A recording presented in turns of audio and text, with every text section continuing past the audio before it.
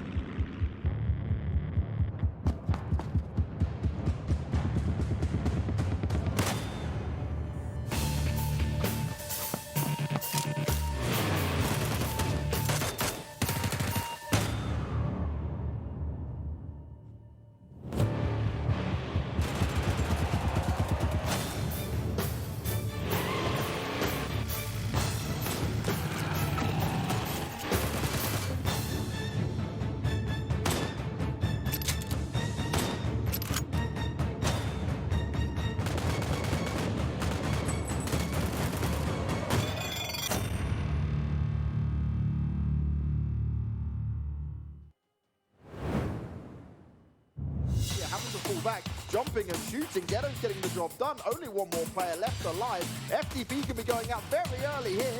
Ghetto comes in, cut by cutter. And now Molokko's going to come round, running and spraying, running and gunning, getting the job done. And that's a very easy frag for them to find. So that means capping and a vehicle over. And now it could be happening once again. The Rosq squad. Team is slow fighting and they're not getting an easy time to play, but he needed the help from Oldboy and his other teammate that was live at the point. I believe it was Kitsune. Ultra still getting it done. Moloko starting off. He's spraying down 2, not on the... But Rosq, they're in where they are. Hoka, what are you doing? And they did a good job. Oldboy's going to be found though. He's instantly going to be flushed out. He was causing a bit of a problem for Epic. They now only have Spear left alive, and once he's taken down one, Kitsune from afar, he saves the day at least for his team. And surely he won't get out of this. He's in the blue, he's trying to make a move in. He's still surrounded, finally goes down. Comes around the corner, he has one player shooting at him, he is just going to die out straight away. That's going to be some out as well. This could be a huge nade. Nade goes down. Players get knocked from out. This could be Storm saving the day as the rest players. Gabella gets into it, shooting away, spraying them down. Tries to get himself a knocked player, couldn't make it happen, but his teammates, they've got his back, and Storm. What's the safe part here, but what's not safe is Boyz as strong a hot shot of Fisherman. Oh, he's leaving again. What happened? Oh, Boyz. A lot of 4-man teams still within it. As FDP are going to look. But if they get overzealous, Rest might join the fight. Going to use the molly as well. Brilliant stuff. Flames might not reach though. You can get a grenade in there as well with your teammates to push up. Today, like you do in 100% of the games. Every single time is Oldboy. 10 kills! Dark Angel stuck behind the tree. His teammates are falling around him. Unique are providing the pain. They are doing all the damage. Ultra are out of it. And Unique take a... Here, Nade's going up, and that's a nice one from Champion. Will it land? Will it connect? Shot's coming off. He tries to go up against Andy, but Andy's just holding strong. He's an absolute unit for this. That card goes through, and so do some of the players. Starts to come in. Starts to go there. Got eliminated. That's not a Water Games. And now, Boyz' position has been known, and they're just getting torn apart. Another team not looking too good. Their teamwork, use their style. Fiscal, oh my god, what an absolute beast. He eliminates Ultra. Oh my god, he comes onto it. He's looking to spray out the last one. Class, solo layering it up. He gets Fiscal down, and now he can win because FDP is stuck. Look at that, FDP's already taken damage. He only has 1 person in the flame. White ball. Doesn't matter.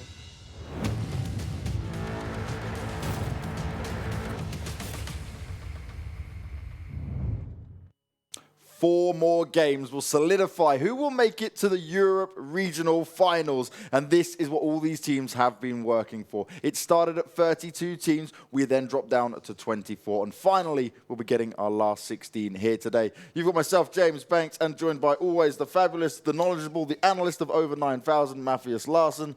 And we are ready to see what's going to go down in Group B and C. And the reason I'm so hyped about this more so than ever is nothing against Group A, but Group B and C certainly were that little bit more stacked, a little bit more competitive when it came to it in terms of just the level of teams within those groups.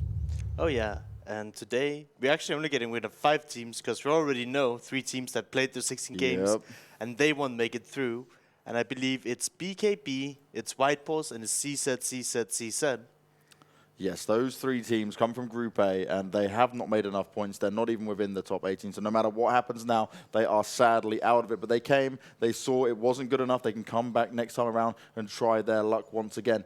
I guess the benefit for White Pulse is that they got that crazy win at the very last game at the end, but it was all just that little bit. And the thing is, them winning that game could have potentially cost some of these other teams, like B13, potential positions that they would have wanted to have within it. Now today we've got Groups B and C like we mentioned earlier. We've got Vikendi, we've got Larsson's favourite Miramar coming in, and then 2 Erangel games at the end. And honestly, after what we saw yesterday, and now I know that the calibre of teams in this group, I am so excited to see this go down, because this is going to be down to, if the same big teams who are already qualified do as well as they have been doing, then some of these other teams, they're just going to be desperately fighting out just for a few kill points. It's always going to be fun to see how the the teams in Group C are going to react to playing against DMStorm, right? Yeah. Because DMStorm, we see them when they're playing, they just take all the spotlight. They're killing everyone. So yesterday we saw, I believe, Ultra from Group C and probably Storm to be the biggest players. Yeah, I'd agree with that.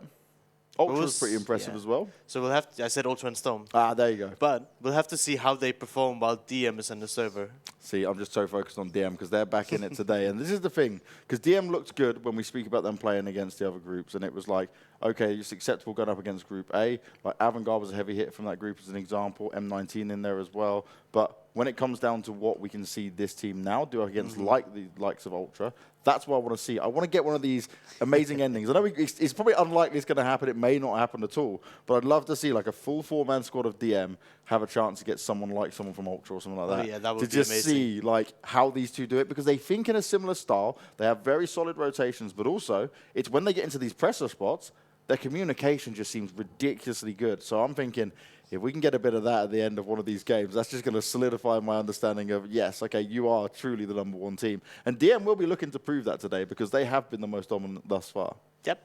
And once again, if you guys don't really know what's going on here, we are covering the PUBG Mobile Club Open Sprint Regional Finals here. Yeah. Oh, this is the semifinals. So as you mentioned, we had 32 teams for the first 2 weeks.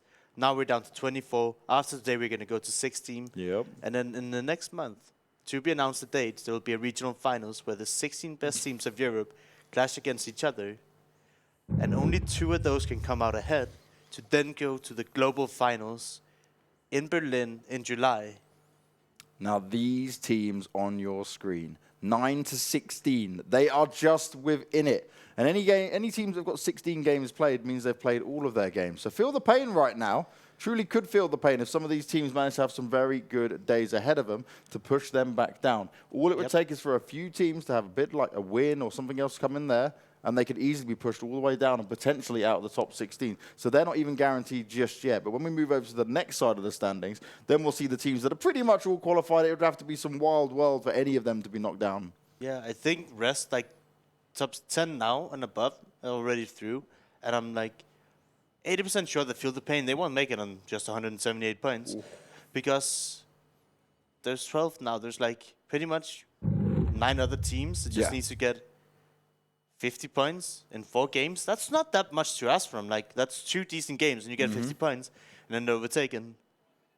And now we've got DM99. 4 more games to play, already up at 304 points. They are definitely going to be looking at that #1 spot once again. If they can still have a good day, remember, it's not always possible for every single team. Ultra, who we mentioned earlier, M19 as well, and Rosq. Now, Rosq, again, is one of those teams. They're in the top 8 at the moment. This is impressive. They're pretty much guaranteed now for regionals, we've got to say. But when it was at the group stages, I don't think they were one of the teams I would have picked out straight away and said, yeah, these guys will make it all the way. They had a few things which were pretty shaky, but what impresses me about that is they've clearly worked harder going into these semi-finals. Yeah, and it's good to see. I feel like yesterday, though, they were a little bit shaky. The first week here we had, they were amazing. Yeah. Yesterday was like, either they were out super early or they were like kind of struggling to get towards the end game. And like, this is what I think is crazy about 99, right? That's the...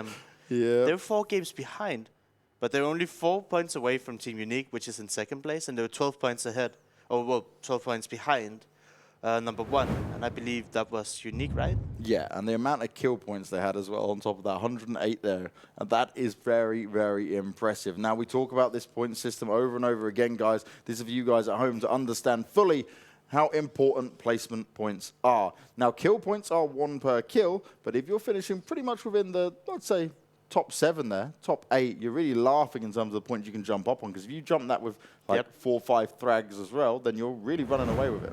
Yeah. Now, it's our first game of the day. It's Vikendi. We're going to get a very western plane here.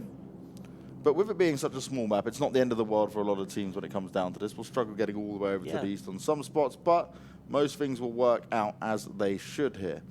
That is literally like to mention. You can pretty much parachute to anywhere, no matter what the plane is. And if you don't make it, you probably just have to run for a minute or so. This is a zone I have never seen before. All the way up north. Have you ever been to the Cosmodrome, James? No. I want the ending there. That area is so sick. Oh, man. I told you, I dropped Dino Park, man. That's my spot. Cosmodrome is like a big space station, and it's so many different levels, big hangars, and it's actually a ridiculous place to fight in. There is 50% water within the first circle. We talk about Vikendi being fast at times anyway when it gets to those later circles, right? And because we have a real slow start for Vikendi at the beginning, really, and then it just drastically speeds up. This time around, we could see some absolute madness. Games 11. We love it. The players, maybe not so I much. feel like I'm going to upset all the players by saying, oh, these circles are great. I love them. They're great. Yay! We got the insanity that was the semi-military base circle at the end of Erangel yesterday that turned into disgusting. Not going to Erangel and then not going to military base and then going back and forth. That was just so hard for teams to even try and understand what was going on. It was the rotate back, rotate forth, rotate back, and then got stuck and then try swim. Yep. Military base circle that just kept going. Oh, it went hard shifted to the military base and hard shifted to the north. It went back to the military zone, and then for the fourth time it went up north. And like, how do you react to that? How do you adjust? Well, Ultra, this is a team that will want to achieve big success again in this lobby. It's time for them to show what they really are made of. They've had good games, but now they're up against some of the best teams within our entirety of the Europe Club Open here. Yeah, and I feel like they're a team that kind of thrives from good rotations and playing safe.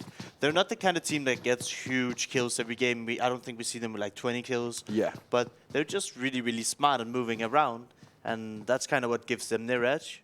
And that's a good thing to do in PUBG, because especially with the point system that we have, if you can just make your way into the top 5 every game with a few kills, you're good. Now, when we're looking at Epic down there, just below Novatra, they are currently in 15th place with 135 points, but with 4 games ahead of them, you most likely be thinking, yeah, you should be able to quite comfortably get inside of it. It all depends what some of the teams below them can do.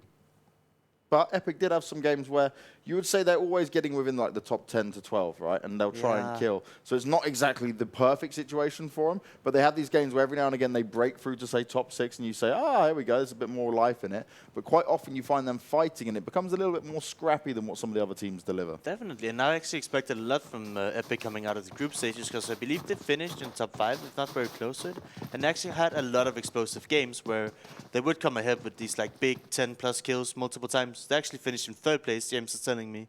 So they were really, really good in group stages, but they just haven't shown any of those signs alive. And that's what it's all about, right? You have to be able to do it even when the lobby gets tougher. It cannot just be that you farmed out some of the easier teams here. Now, you've got Romania on your screens all the way at the bottom. Currently in last place with 71 points. And I'll be honest, what would you need for this? They're going to need at least 60 points without any of the other teams at this point getting any points on top of it, which is very unlikely to happen as well. So you're going to say, what, about 70, 80 points just to try and hit in that top 16? It's going to be a tough day. They basically need to win 3 out of 4 games and probably have a good 4th game as well to like say, all right, we can make it now, and we made it ourselves. But you've got to try all the way, right? You can't give up no matter what, because you need to show yourselves off. And also, this is good practice. Very good practice for them to ensure that they keep things going, keep that momentum, not just for this, but for the future splits and tournaments within the Club Open. Definitely. And like you said, the practice is so important, because I don't know personally how many tournaments there is, but at this level, having a bit broadcast for it, having potential orgs look at it, looking to find out people, I don't think that's something that occurs that often, because I feel like the scene, at least in the West, is kind of new. So you need to take advantage of every opportunity you're given, right? If you want to try to solidify yourself within this competitive scene.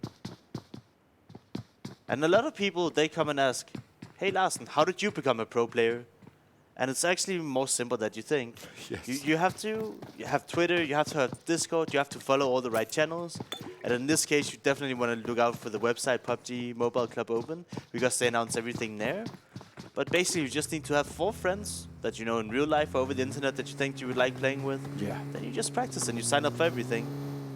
That's very important as well. Like, you literally just sign up, like, this tournament, nobody has been invited. It's open qualifications. Yep. Anyone just have to sign up for it and play, and if you're good, hey, maybe one day you can find yourself at the scene winning hundreds of thousands of dollars.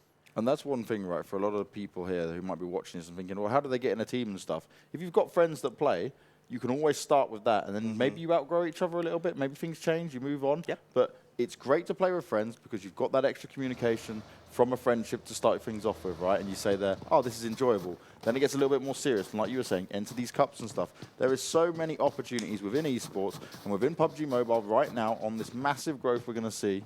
It is the way to go. And with, God, look at how many millions and millions of people play this game. Oh, yeah. You'll definitely find someone to play with. Yeah, and if you can't find people to grow with, then you need to work on your own personality.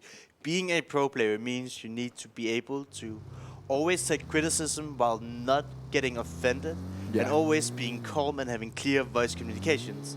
And that is not something that you learn from playing with your friends. Usually, when I remember when I went to high school and played with my friends, the comms would be very, very hectic, very, very bad, and something that you can definitely work on if you want to improve.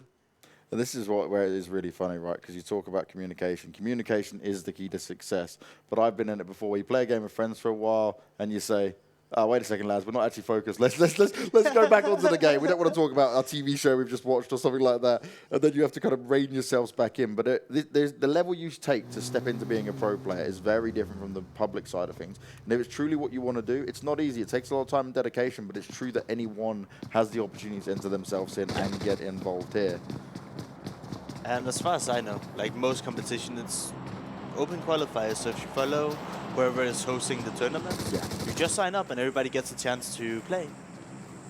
So there's no excuse. If you want to become a pro, it's on yourself. It's not something about lucky, you just fall into it, or you're like, oh, my dad works in esports, so now I'm in esports. No, it's just hard work and commitment from you, and it's up to you to find the right channels and get into it. Somebody's getting into this Carrick here as he's pushing onto BML here. And Bemyloot, they are a team that needs to have some good positions today. They're currently sat in 21st. They've got 115 points, and TQ going in on them early on. Less than ideal, but lots of shots coming back out towards them. BML are holding strong, and they've managed to take down one player already. Billy may be on the floor, but he should be able to back away, and they should be revived. It shouldn't be too much of a problem for him. It depends how TQ want to really try and play this and push into it. But they seem to have already decided that maybe this wasn't the best idea to engage this early on. And, well, that's kind of what we've been saying a lot of the time here, mate. The keyword was early on because, all right, you fight for a compound in Circle 1, but look at that, just across the road to have another compound they could play from here. And it seems like TQ realized that it's not worth losing more team members for a compound that might not be good in just a few circles ahead. And this I can at least respect. Yes, you lost a player, but TQ backed away, and it means they can continue to push forward because TQ is in 16th place at the moment, right on the edge of it all. So they really don't want to have games where it just starts dropping off. And a lot of these teams in the back of their mind, their mentality has probably massively changed today because they will be sitting there thinking, this is do or die now. And it's not just... And this is why I think some teams have the wrong mentality, because people say, oh, the first games we had in week 1, doesn't matter if they weren't too bad, we can catch up. No, like you literally need to be on point every single game, because when you get to this, it could be just 2 or 3 points that separate you qualifying or not qualifying. And that's like we've seen a lot of these teams that have been disqualified already, not disqualified, but they just didn't make it. They failed to qualify. It's probably a better way of placing it. Yeah, they were the ones that were fighting early, right? They didn't like say, okay, we lost a member, we're gonna give up. They're like, oh, I lost 2 members, but let's just send the last 2 in and die 2 before. And we see this over and over again. But Rosq now that have come to Bemyloot. Bemyloot, they've fended off TQ. Rosq heard what's going on and clearly want to get involved. A lot of Molotovs put on the floor, but some of the Rosq players, including Andy and Kuma, got up a little bit closer. Trying to throw out some Molotovs of their own, but Andy now needs to be careful. He doesn't want to be hit by the flames. He's going to hold his position at least for now. And this is going to be a good hold if BML can do it, because that's not just one team you've done now, a second team as well. My question is, does TQ hear and see this and decide they want to now get back in and be involved? that is a good question. I mean, if you see a lot of knocks coming back and forth, then yeah, you can definitely say this is worth pushing in on. But as long as it's just a stalemate, I don't think you can push in. But if they time it right, they could come out and take all of this loot and all of these kills. That'd be a scary thing to happen if it did. But at least if you're on BML's end, they're playing it right at the moment. They've got one house they've secured now for themselves. They've all grouped back up together. This is 4 players in one area, and they've got a good vantage point. It's a really nice window to shoot from. Yes, they've let Rosq move in, but at least now if the battle does happen, no player's singled out and left on his own. So I'm really starting to enjoy seeing some of these teams actually, I wouldn't say just listen to our feedback, but when like you're given the advice, the smart teams will be saying, oh, wait a sec, what Larson just said there, and they're not taking the feedback personally, right? Because all we're saying is how it should be played or how it could be played better. As Harp, he'll get a nade out, and it will knock down Santos, but his teammates all around him, the revive shouldn't be too bad, but plenty more utility is going to be used here by the Rosq team in order to try and get the damage done. I'm really surprised that Rosq here is committing to the compound, but I mean, so far so good. They already got 2 initial knocks with the utility being thrown at them. And Rosq now, they know they're all inside this house, they just keep throwing in the nades. And they should go in before the revives, but Enzo, he runs into a Molotov and knocks himself, basically. Oh no, that's not what you want to do. That's never the way for it to go down. Luckily, Rosq have come in and they've gone on a bit of a clean-up duty. 2 more players for them to find, and Rosq, they are wanting to make sure that they can deliver this and get a full squad wipe onto BML. Time is ticking. Wise is trying to hold on to the stairs. He can't get the position right. His teammate's not there to help him out. Billy's holding another angle. He's going to wait for him to run into it. But this has just become 1v1 fights, and that was so easy for Rosq to do because BML didn't fight as a team despite all being in the same house. And I mean, kudos to Rosq, right? They used the utility, they just, all right, we got knocked with a nade, then we'll just zone them up with a Molotov. And basically just killing 3 guys with utility alone. And since we didn't see BML commit any, they'll probably be able to replenish now. DM, they're back on track. Anybody comes near their compound, they're dead. Voice is like, okay, guys, let's go here, DM is here, help.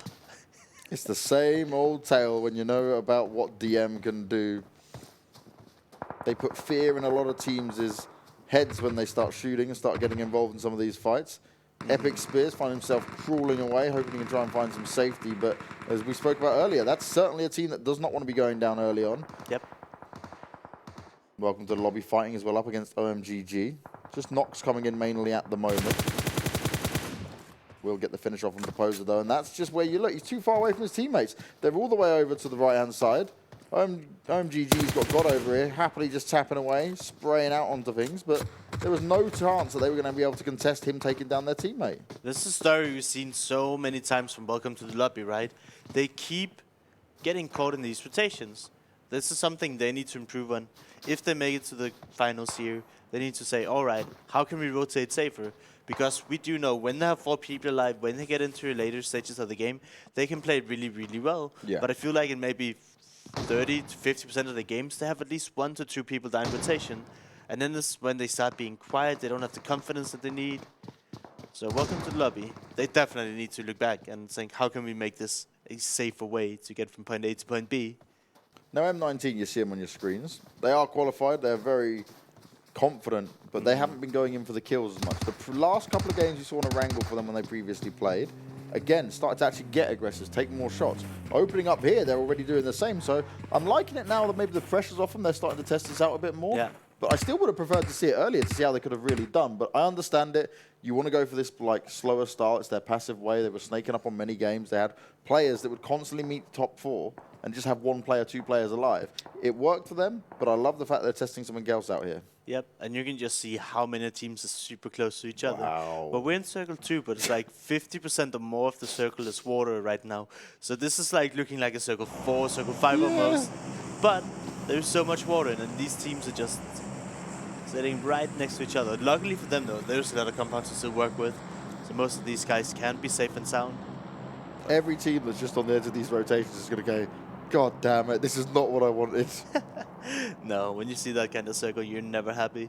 It's just it basically negates how many rotations you can make, right? Because you have way less land to work with.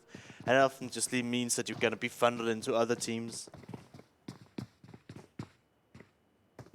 Now we've got Ultra out in the open. Yep. Excuse me, is M19. Same spot as they were a minute ago. Yeah, they're just going to be chilling. They'll wait it out. Romania is still here too. Good to see. Ooh, that's not bad actually, all things considered. They'll be able to hang on to this side of it. But we have to keep in mind, they are on the very edge here. Yeah. They will have to move. And they're not trying to do anything fancy right now to move ahead. Whereas we see a lot of these teams, everybody wants to go to the compound where BML was. Like, we can see here, they're right next to, I believe it is Rosq. And TQ, yeah. And TQ, yeah. This circle is just nuts already. Up. It's going to make it so hard for many people as Moloko has ended up coming in and finding one of the knocks onto the Epic players. And this is the thing you'll say about some of our better teams, is they don't just care about getting the finishes off of its long distance. They'll shoot from afar and literally tell teams, stay away. This is our spot. You don't want to come here, and we are looking out. And this is what I like. I don't like so much the teams like we see from Romania there, where they're just sat around kind of waiting. I like the active teams like Ultra here, where they're consistently looking around and saying, all right, what's going on to the left and right of us? Is there another team that could approach from this direction? If they do spot someone, take a few shots, see what you can get done. Team that's being inactive is Kuma, as they're split one by one by the water there. Just, you know, I would call that chilling. They're having a good time. They're probably listening to maybe just a little bit of music or just talking banter between each other, as friends often do. Kuma became our highlighted team in the group stages for their interesting, unique splits. Then they certainly did improve. Things changed up a little bit for them. They're currently sat in 22nd place, and it's not looking amazing for them, but again, they're a team that occasionally can sneak into doing the snake plays into the top 8. So if they can just get a couple of those games today, there is an opportunity for them at least to just about sit within the top 16. One thing I've been massively disappointed about with Kuma is the way they approach the fights. It's almost as if they only rely on playing passive and being pacifistic. They really are afraid to take the fights, so as soon as the team comes near them, they kind of just tend to get washed out, run over, however you want to put it. And I'm really sad to see it, because they do have like a pretty good approach to the game, but when it comes down to these fights, they're missing out so much. Now Epic, they've found players being picked off from quite afar. They've only got 2 left alive. And they are just going to have to go very passive here, because trying to take some of these engagements with a lot of teams with 4 players or 3 players alive is not going to be ideal for them. Definitely not. M19 though, they're also just chilling. At least a few of them, they're like, all right, the zone is coming in. And that's something I used to do a lot, is when the zone is coming in, you have to have the map open so you're ready for your rotations. And look at that. Well, at least a lot of teams are already in, I guess you could say. But I'm actually really sad. We didn't get our Cosmo ending. Yep. That area is very interesting. And I've never had an ending there. So it would be actually just very chaotic. I wonder how many teams have an ending there, because that's another thing, right? You can only practice for the scenario given to you. Yeah. And sometimes, even if you know that terrain in the map, like, it's not going to be as similar to playing it in a public game or practice games in comparison to actually having to fight it out on one of the last circles that come into play here. Now, Kuma, they're going to have the furthest to go. They're all the way over at Port on the west-hand side. But a lot of that side they're coming into isn't really contested ground yet. We saw the whole stack of teams. More down to the south.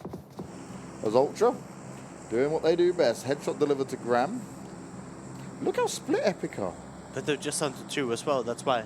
They're not going for the engagements here. They're just trying to see how long they can stay alive with the 2-man squad that they have. But yeah, that's really impressive by Ultra, right? They've just been sitting in their compound, but they do keep on finding all of these knocks saying, hey, B13, you're thinking about crashing our compound? Well, guess what? I'm going to take your face off. Now, I like this kind of leapfrogging style from Kuma. Slumpy being the man to lead the charge, scouting ahead for him. They're still being very cautious because they know there's not much ground to work with left on this Vikendi. We do see an airdrop, and this looks like it's going to be gifted straight on top of the Epic player. So if he needs some extra cover by the water, maybe this airdrop will help him out. But it could also work on a bad effect if Rosq is like, hey, we want this airdrop, and then they're going to run right into Wensi, who's very close to it. So might help, might hurt him. We'll see. He will take that for sure. It'll be very good for him. Or he baits maybe another team to come and get it. Depends if you could have seen it from that far. But either way, if maybe just one player goes and gets it, you can win out that and do it and then try and back away. Yeah. But if a whole squad comes towards him, he'll probably just sit there and say, yeah, that's yours. That's fine. I'll just stay here. Don't look at me. All right. We're about to hit the 20-minute mark. So if you feel like the first 20 minutes have been a little bit quiet, the next 10 is going to be so chaotic that we'll probably miss 50% of what's going on. Oh, yeah. Because very, very soon, not this zone, but the next one, it's going to be very painful for these teams to try and make it in. This one is going to go away from the water. There's still going to be water in because there's so much water in the zone. But look at that. 1, 2, 3, 4, 5, 6, 7, 8, 9, 10 teams or so is not in the zone anymore. And they have to make their way in. And there's still 20% water in, so there's barely any space to play in. Rest might just die out to the zone here as well if they're not careful. Because we're at phase 5. The damage is higher. Admittedly, on Vikendi, it's easier to get in. It's a smaller map, right? So you don't have as far to go. The shots already start to be fired. M19. You find one player getting knocked down. Rosq squad starting to move around a bit now, understanding that they're going to have to change it up. Yep. they're not it anymore, I believe. M19, they were just making the rotation, like, alright, we'll take the initiative, go really fast. And we see a lot of these teams, right? They're not making the rotate straight away, they're still thinking about it. But the blue zones is already starting to move in 7 seconds. TQ, though, they've kind of found the Romanians before they got pushed away. But that was from Rosq. And now actually Rosq and the Romanians going to join up together, giving them a bit of a problem here. Oh, no. Hopper out the car. Judah goes down as well. 13 teams left, and this is where it begins. The madness unfolds, and the madness will continue for quite a little while longer here, as there is very limited room, and these rotations are going to be more than difficult for these teams. Magic trying to play it as smart as they can, getting in the car, pushing onto the cliff's edge, and then just running out into it to say, give me some space, give me some cover.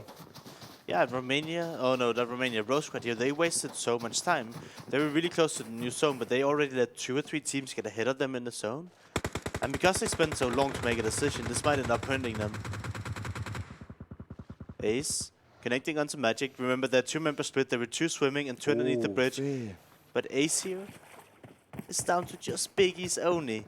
Will he manage to get a few rests and heal up, or can Sayid and the last Magic member come in and help them? Oh no, Sade's going in for the revives, and this could be the wrong play. If he come around now, he might have been able to do the damage onto biggies. It's a waiting game as it be, and they only had 1 left. Even when he does get a revive player up there, it's going to take him a little bit longer to keep going. Yeah, and we can also see here, the blue zone is coming in, and it's coming in fast. So these players might not even have the time to heal, and they'll have to run into the next zone straight away. Ray's just swimming. You could have been in that fight, Ray. It probably would have been helpful for your boys. Not going to lie, as Fear finds himself taken out by God, and OMGG obviously using a bit of high ground advantage there while the rest of them are fighting down below. Oh my God.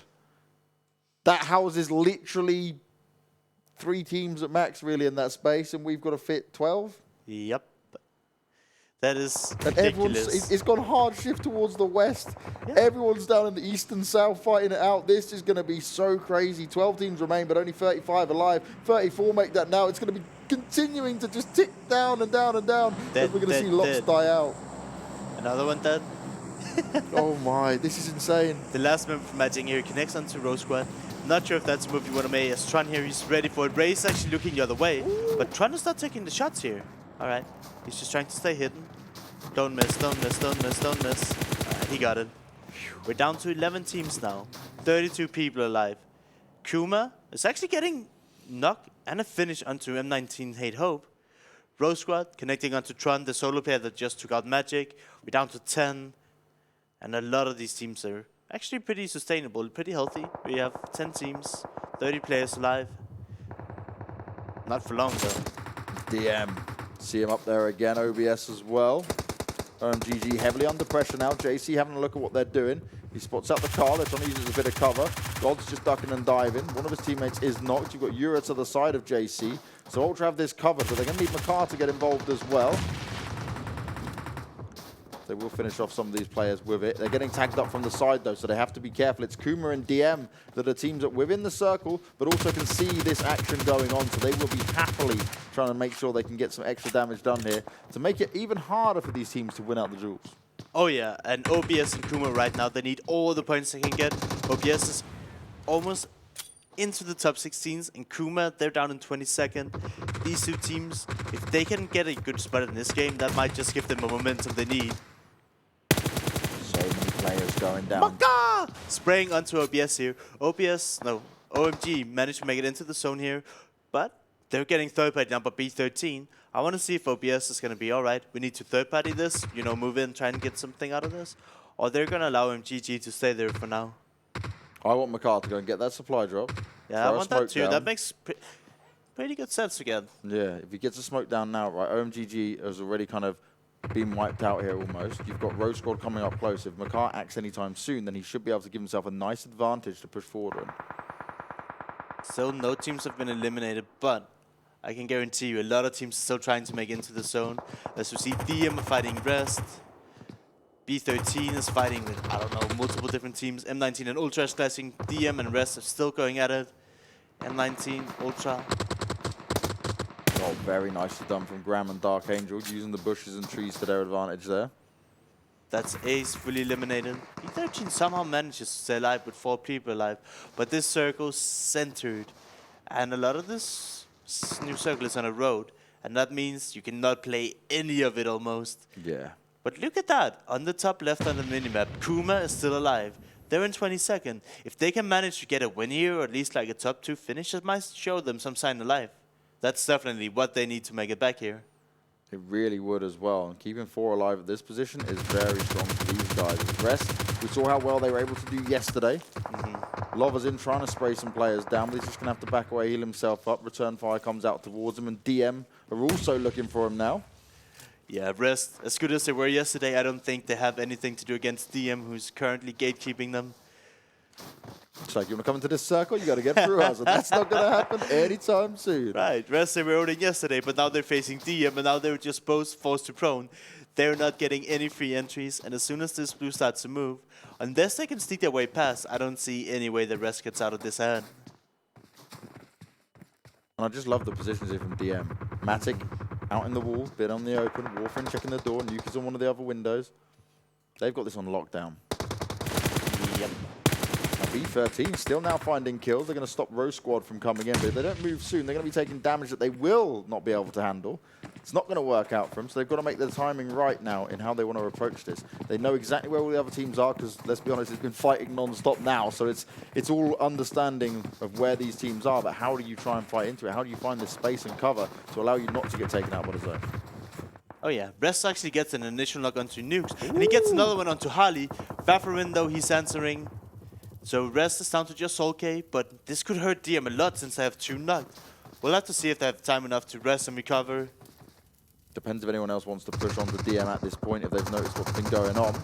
OBS, though, back under fire, and it's B13 as they've made their way forward. They've been on point. They're just playing on the very edge of the zone. They've kept their wits about them, but they're lining up for Makar, who's spraying 2 of them down, looking for the 3rd. Damage has been done, and he's going in for these finish offs. He knows he wants these kills, and he's going to do as much as he can here, but you're not going to be able to survive that blue, mate. That's too much there. Dark Angel will kill him off, and Dark Angel just has to run forward because he cannot save his teammate.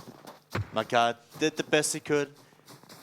Gets a top 5 finish for himself. Rosq actually managed to stay in the blue for such a long time that he can share 4th place for them. We're down to just DM, B13, and Kuma. I want to see if Kuma can make something of this. Kuma has the spot. So now the thing with Kuma, where they are, you've got 4 alive. Yeah. You do not need to now sit in this compound the whole time, because it's going to be out the next circle, you know it. Start to move forward while these guys battle, at least have a bit of confidence. We know you can frag when you want to, but you just seem scared on multiple occasions here. You need to let the other teams get into the circle for free, and that will only happen if you stay too far back. Yep.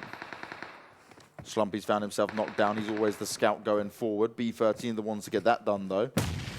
Tabsy's got good information. He seems to be able to try and find at least one of the players. It's Matic, as we can see. Fishscale being pressured from all corners and all sides here. He maybe have to blend in as a bunny rabbit in white, but DM won't be falling for that. B13 managed to get the job done. At least a knock onto DM Snarly. Now this is the problem for DM. Trying to back away here. Where do they go? Oh! That's what they do. A nade comes out as Fishscale was about to try and get his off, and that's not going to work out for him. Dark Angel's going to use that as his timing to push up. And Kuma, they've still not really moved. Get Schlumpy up and start going forward, guys. That's how you want to try and take this win. Yep. We're down to just Dark Angel, 3 from DM and 4 from Kuma. If Kuma ever had a chance to win, it's now. Yeah. We need to see them wake up, be proactive. Don't just let them run in the open. Look at DM. They're not even being challenged as they're running here into the zone. This is where Kuma should be shooting. Dark Angel's on his own. Tabsy's found himself getting knocked out of it. And this is where I need to see individual skills. Take down Matic. There's 2 of them now poking at you. DM doing what they do best and just outplaying the other teams. But Nukers, he's been found by Dark Angel. Slumpy's able to get the kill, so that's them eliminated. And now we've got Kuma going up against DM. This is winnable for Kuma, but they are just running away. This is not the smart play to have here. Matic and Warfarin are up against Slumpy and Ramon now. This is a true 2v2. Nades going out. They know exactly where the Kuma players are, and this is where Kuma has to be very careful. It's going to have to be some precise shots to be used against them. Matic, our current kill leader overall. He has 3 kills now. Matic and Team DM99 already have 9 kills. They can get these final 2. That would be a huge win, but Kuma, they need this win more than DM do. Yeah, and This is what we've been talking about so much. Kuma, they don't even know what to do when they have to take these fights. They had the compound, they had the cover, but they don't cover the angles. So DM, they're allowed to just run down almost for free. The molly, though, it's going to burn off Warfarin, at least for now. But they're not holding it. He pushed him away from the tree, peeked the angle. Warfarin right now is laying in the middle of the open, but Kuma is not getting anything out of these advantages they make for themselves. They do damage. They force players to move, but they don't capitalize on it. That is the problem. You are incredibly right. And they're even splitting meds now. This is how smart DM's being. They're so proactive in all of this. Now, there is plenty of meds up on Slumpy, at least from what we can see. Not sure about Ramon just yet, as they're going to go out for a heal-off here for some of the DM players. They're waiting it out, and Matic's, his health's just ticking away. Shots coming up. Slumpy trying to get it done. Shoots him one down. Ramon's able to get the knock, and now it's going to turn into this bit of a heal-off. Slumpy's pushing forward. Matic is just slowly burning out. Warfarin's going to die no matter what, and it's all about who can hang on with the meds as long as possible. Matic gets ready for it. Shots come out, and this is huge. Slumpy goes down. Matic now needs to get a bit of a return fight. It does happen. He goes down to the zone. Kuma take the win, but my oh my, that was stupidly close when it really shouldn't have been. I'm so happy for them. They won a game. Yes. Do you remember that Sandhawk game where they had the wall up north? And I believe it was Magic. Oh, and they both poked in the corners, yeah. Oh, that was crushing for them on that one as well. But Kuma, take their first win in I don't know how many games, but I'm happy for them. They did it. But just 4 kills. They do get this circle favoring them in the end. DM, though, coming in. 9 kills. 2nd place. B13, 3rd place. Rosq, 4th place. OBS 5th. So 2 teams that we have mentioned in Kuma and OBS, they need all these points. Yeah. Absolutely huge for them. And everybody else that we see on this top 7 screen, we're used to seeing. They're here almost every time. Maybe with the one with B13, that has been a little bit inconsistent. But I feel like yesterday they started showing more signs of life than they did in the entire first week. Maybe some of these teams just really do play with the pressure really put on them. They're like, we played badly, now we really have to work for our spot, and now we feel actually we've improved in some ways. Because it wasn't a huge killing game there from Kuma, actually the point differences here aren't that massive. We see 34 for Kuma, 31 for DM99, and the Golden Boyz up in their B13 with 27. Rosq are going to be very happy with theirs as well, all things considered, because they were under pressure early on. They took that really nice engagement against BML. A lot of teams here that you would expect to be within this, but quite a few as well that not normally are we seeing it. Obstruction being it, Kuma in there as well. And even OMGG, they've been a bit hit and miss at times. You're right, and they're also in 20th position. So for some reason today, these teams, I think it's like to mention, the pressure. They're like, hey, we're actually low. We need to really step it up today if we even want a chance of going through. And that can definitely be motivation, or it's like, I look at it as like, when you have nothing to lose, you can actually play better because you just need to go all in, right? Yeah, it always comes down to how bad do you want it, right? And that means if you start feeling like, yes, I want this is my game in the bag, then you see this like little elevation in the players and how they can kind of get it done. They maybe take risks that they wouldn't have normally taken when they were a bit more scared, because there is a big difference playing between being confident in your ability and then having the pressure being on, and being unconfident and scared of everything. Because like we saw from Kuma previously, yes, then was still very awkward at the end. There's a lot that they could learn from how they approached that. They probably could have won it out a little bit earlier and kept more players alive and just fragged out across it rather than let other players die out to the zone. But it was one of those things where it was, they still got the win, they still got their job done, and that's a lot of points those guys needed. Now we're going to a break as always, guys, before we head into our second match. But before that, you might want to head over to clubopen.pubgmobile.com. Why? Well, you've got all the standings there, all the information. You can see what we're talking about in terms of where some of these players and teams are and how many points they need today to make sure that they can get through to the regional finals. And also, if you want to look back at all the demos, you want to see anything from the VODs, the highlights, everything. And by the way, some of the highlights we had today from yesterday were on point. I was really enjoying those. But if you want to see any of that information, it's over on our YouTube channel as well. So make sure you head over to there and hit that subscribe button. It's break time. We'll be back real soon. Zombie, Darkest Night. The newest mode in the zombie universe is here. This time, the rules are different. No more parachuting, as players will be placed at random locations on the map when the match begins, and there is no single winner. Players must work with their teammates to spend one long night in the match and stay alive until the sun comes up. Waves and waves of zombies will spawn during each of the 3 foggy periods at night, and supplies should only be scavenged when the fog fades. The main objective is not to defeat other players, though this doesn't mean they are harmless. Players may need to work with other teams when necessary, but should also watch their backs in case the Fragile Alliance goes south. This will be a unique experience for every player involved. This new mode also comes with a passive skill for every player. Understanding these skills will be the key to staying alive in this long night. Can you ride out the night?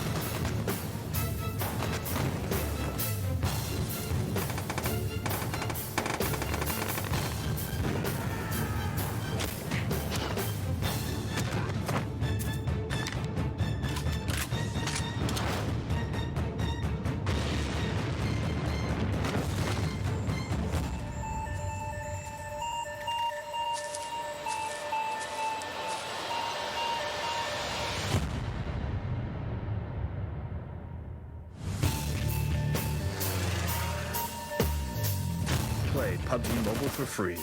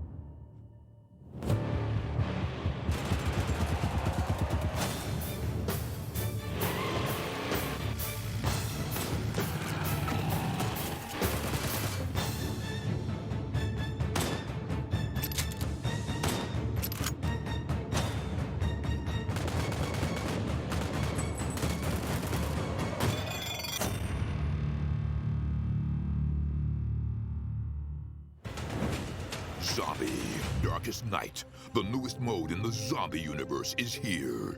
This time, the rules are different. No more parachuting, as players will be placed at random locations on the map when the match begins, and there is no single winner. Players must work with their teammates to spend one long night in the match and stay alive until the sun comes up. Waves and waves of zombies will spawn during each of the 3 foggy periods at night, and supplies should only be scavenged when the fog fades. The main objective is not to defeat other players, though this doesn't mean they are harmless. Players may need to work with other teams when necessary, but should also watch their backs in case the Fragile Alliance goes south. This will be a unique experience for every player involved. This new mode also comes with a passive skill for every player. Understanding these skills will be the key to staying alive in this long night. Can you ride out the night?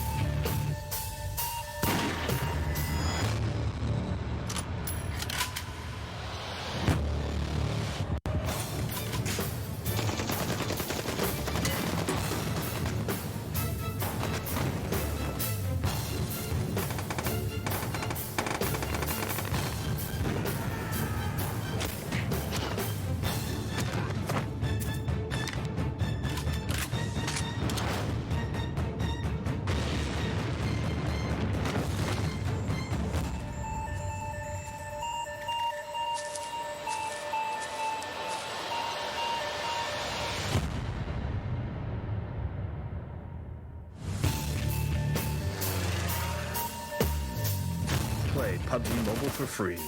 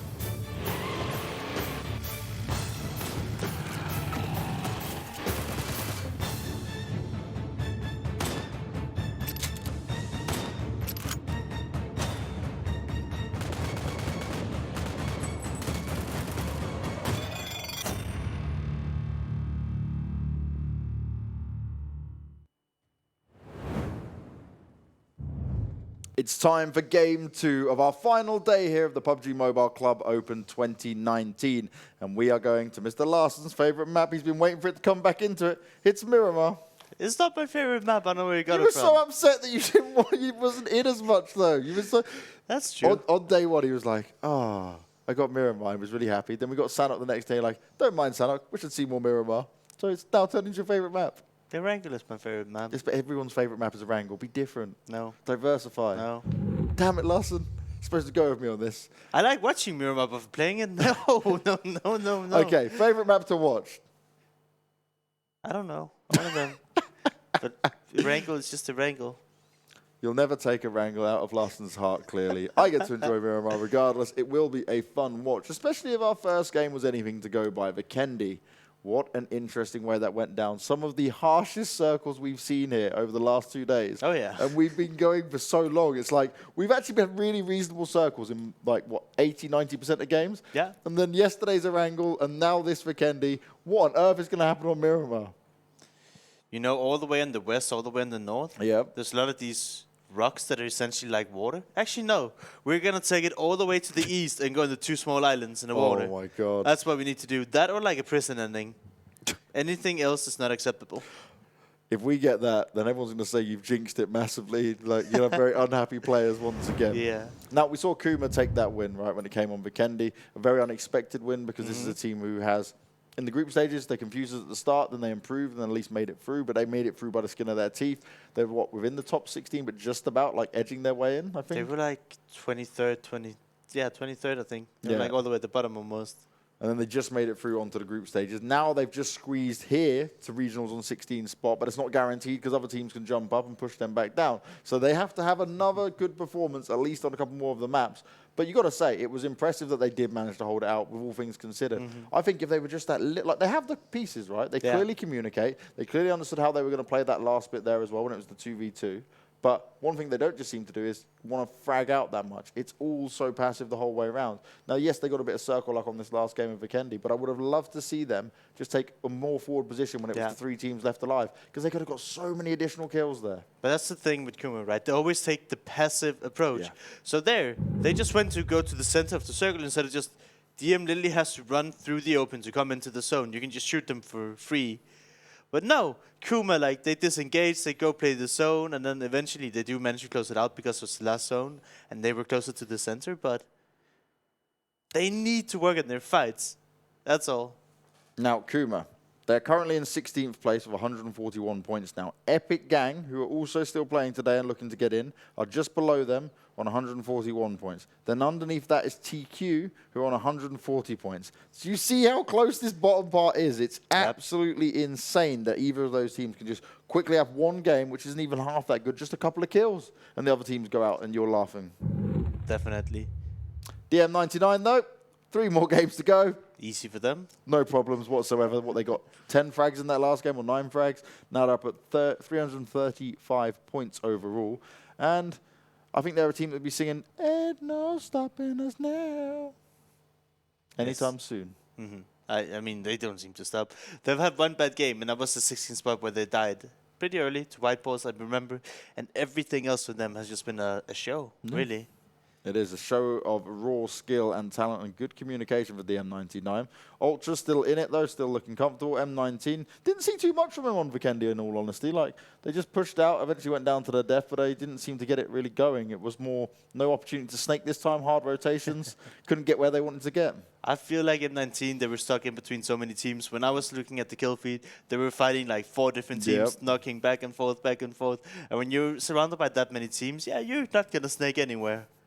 And that's not the way that we've seen M19 play over and over again. Rosq squad as well, once again able to do some good damage this time around. And they have a team that obviously they took the challenges against BML, then their TQ near them. They're literally just onslaughting multiple teams. Yep.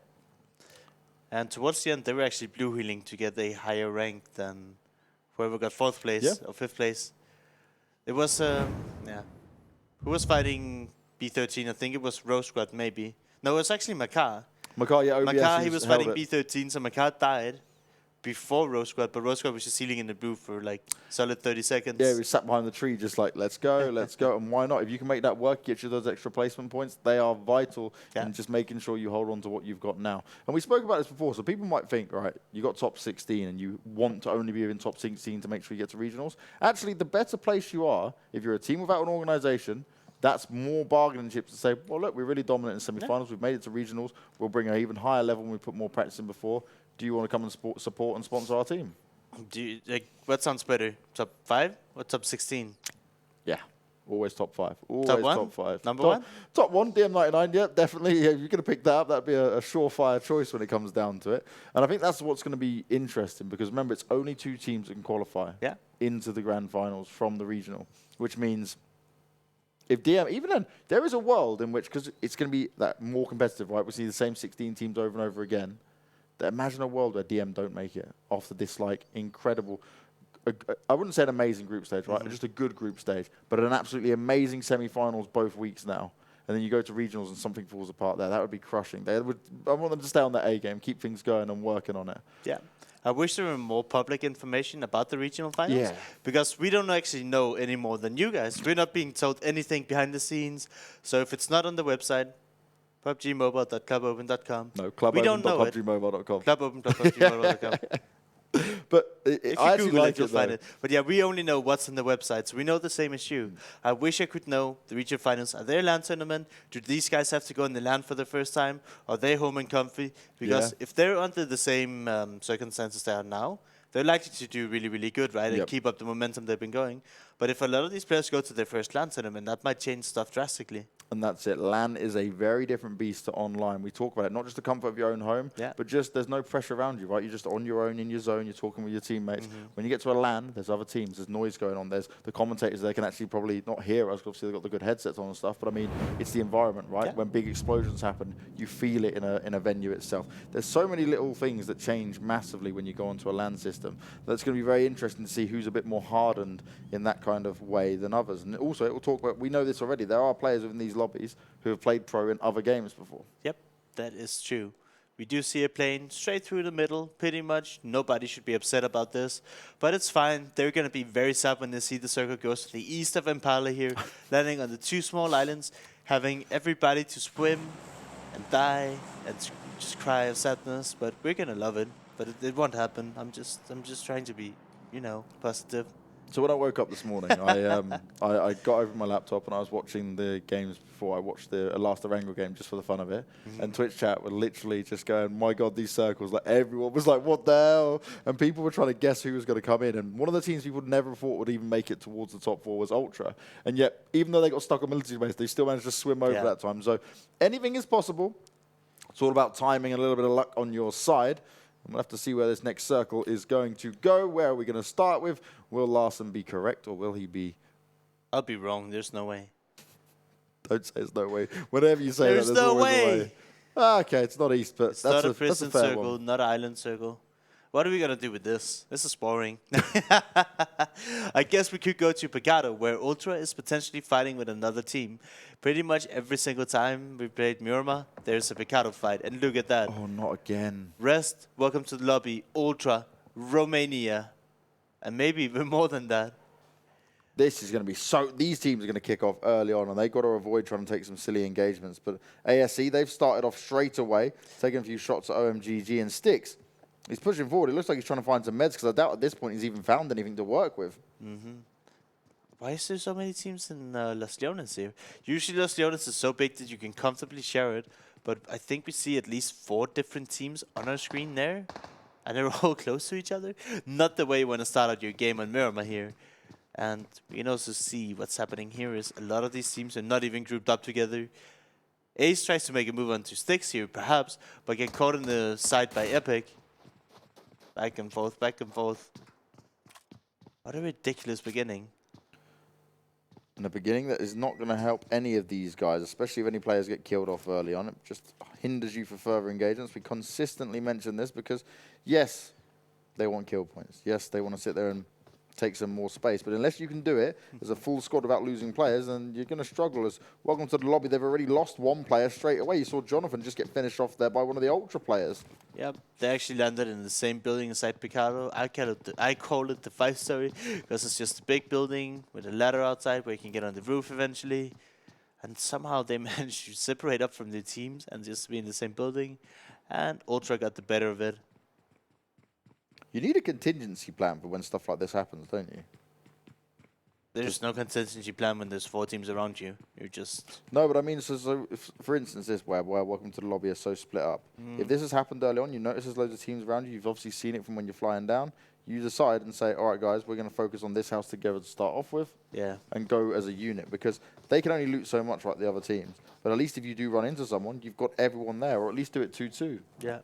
Soloing it up doesn't work. I've never seen that many teams in Picado, so I agree with you. If I were there, if I saw, okay, there's literally 12 parachutes here, we should probably just get away. Yeah. Yeah, that's another option as well. Just don't go there. Choose a new location. This is not worth it. And I need to... It's Rest, they probably qualified. It was welcome to the lobby. I think they could use some more points, but they're looking okay as well. Maybe they're good. So a lot of these teams that are in Picado right now, besides Romania, which won't qualify because they're dead last, are actually fine on the leaderboards in the sense that I don't think any of them won't qualify. Whereas welcome to the lobby, they're currently in 10th with 109 points. And I mean, obviously, Ultra, they're doing good. Rest, they're also doing good. They're in 9th with 212. So it's only really Romania that has a lot of... Actually, nobody has anything to lose here, to the extent that supposedly they should already be qualified. Now, B13 up all the way in the northeastern corner. They've got the hardest rotation ahead of them. But there's still a lot of... Because how many teams are stacked up in similar location, there is a space they can work with to get it going. So it's not the end of the world just yet for these guys. Yeah. But I'm interested to see how they deal with it, right? Because they've never had games where I say they've got circle luck the entire time, but they have had some nice positions to play into, and it's not been like the end of the world. It's not hindered them the whole way through. So let's see what can happen to them this time, where they've got a long way to go, and it's very different to what we've seen from them on previous maps. Oh, yeah. This is very normal for Miramar, though, which is why I was a little bit passive towards getting called this is my favorite map, because it is really big. It's 8x8, and it feels bigger than Erangel because it feels like there's a lot less water in it as well. So there's actually more ground. So for the first couple of circles, it's very slow, very steady. But after that, the long-range battle, they can be really, really interesting. Because of the terrain on the map, you can do some really interesting flanks that you can't do in any other maps. And it just shows you whatever team has the most confidence and know how to take these fights, they're going to have such a good time on Miramar, because you can do a lot of things you're not able to do on other maps. Now the Romanians, they're doing it correctly. I can see all 4 players together. They threw a nade out, managed to get a knock in there. Ultra's also getting involved. Kuma, Tabsi, he's found himself knocked down from M19 elsewhere on the map. But Romanians trying to play this as good as they can. Kuma, if I remember correctly, they're just doing split loot strats, you know, 1 by 1 by 1, trying to get some small compounds to loot up from. And then it happens that you actually get picked up 1 by 1. I said 1 by 1 a lot there. But when you're alone and you run into other people, there's no chance to trade, there's no chance for revives. And if you don't loot in the cities close to each other, that might just happen to you. And that's why you see so many teams up to loot in the cities.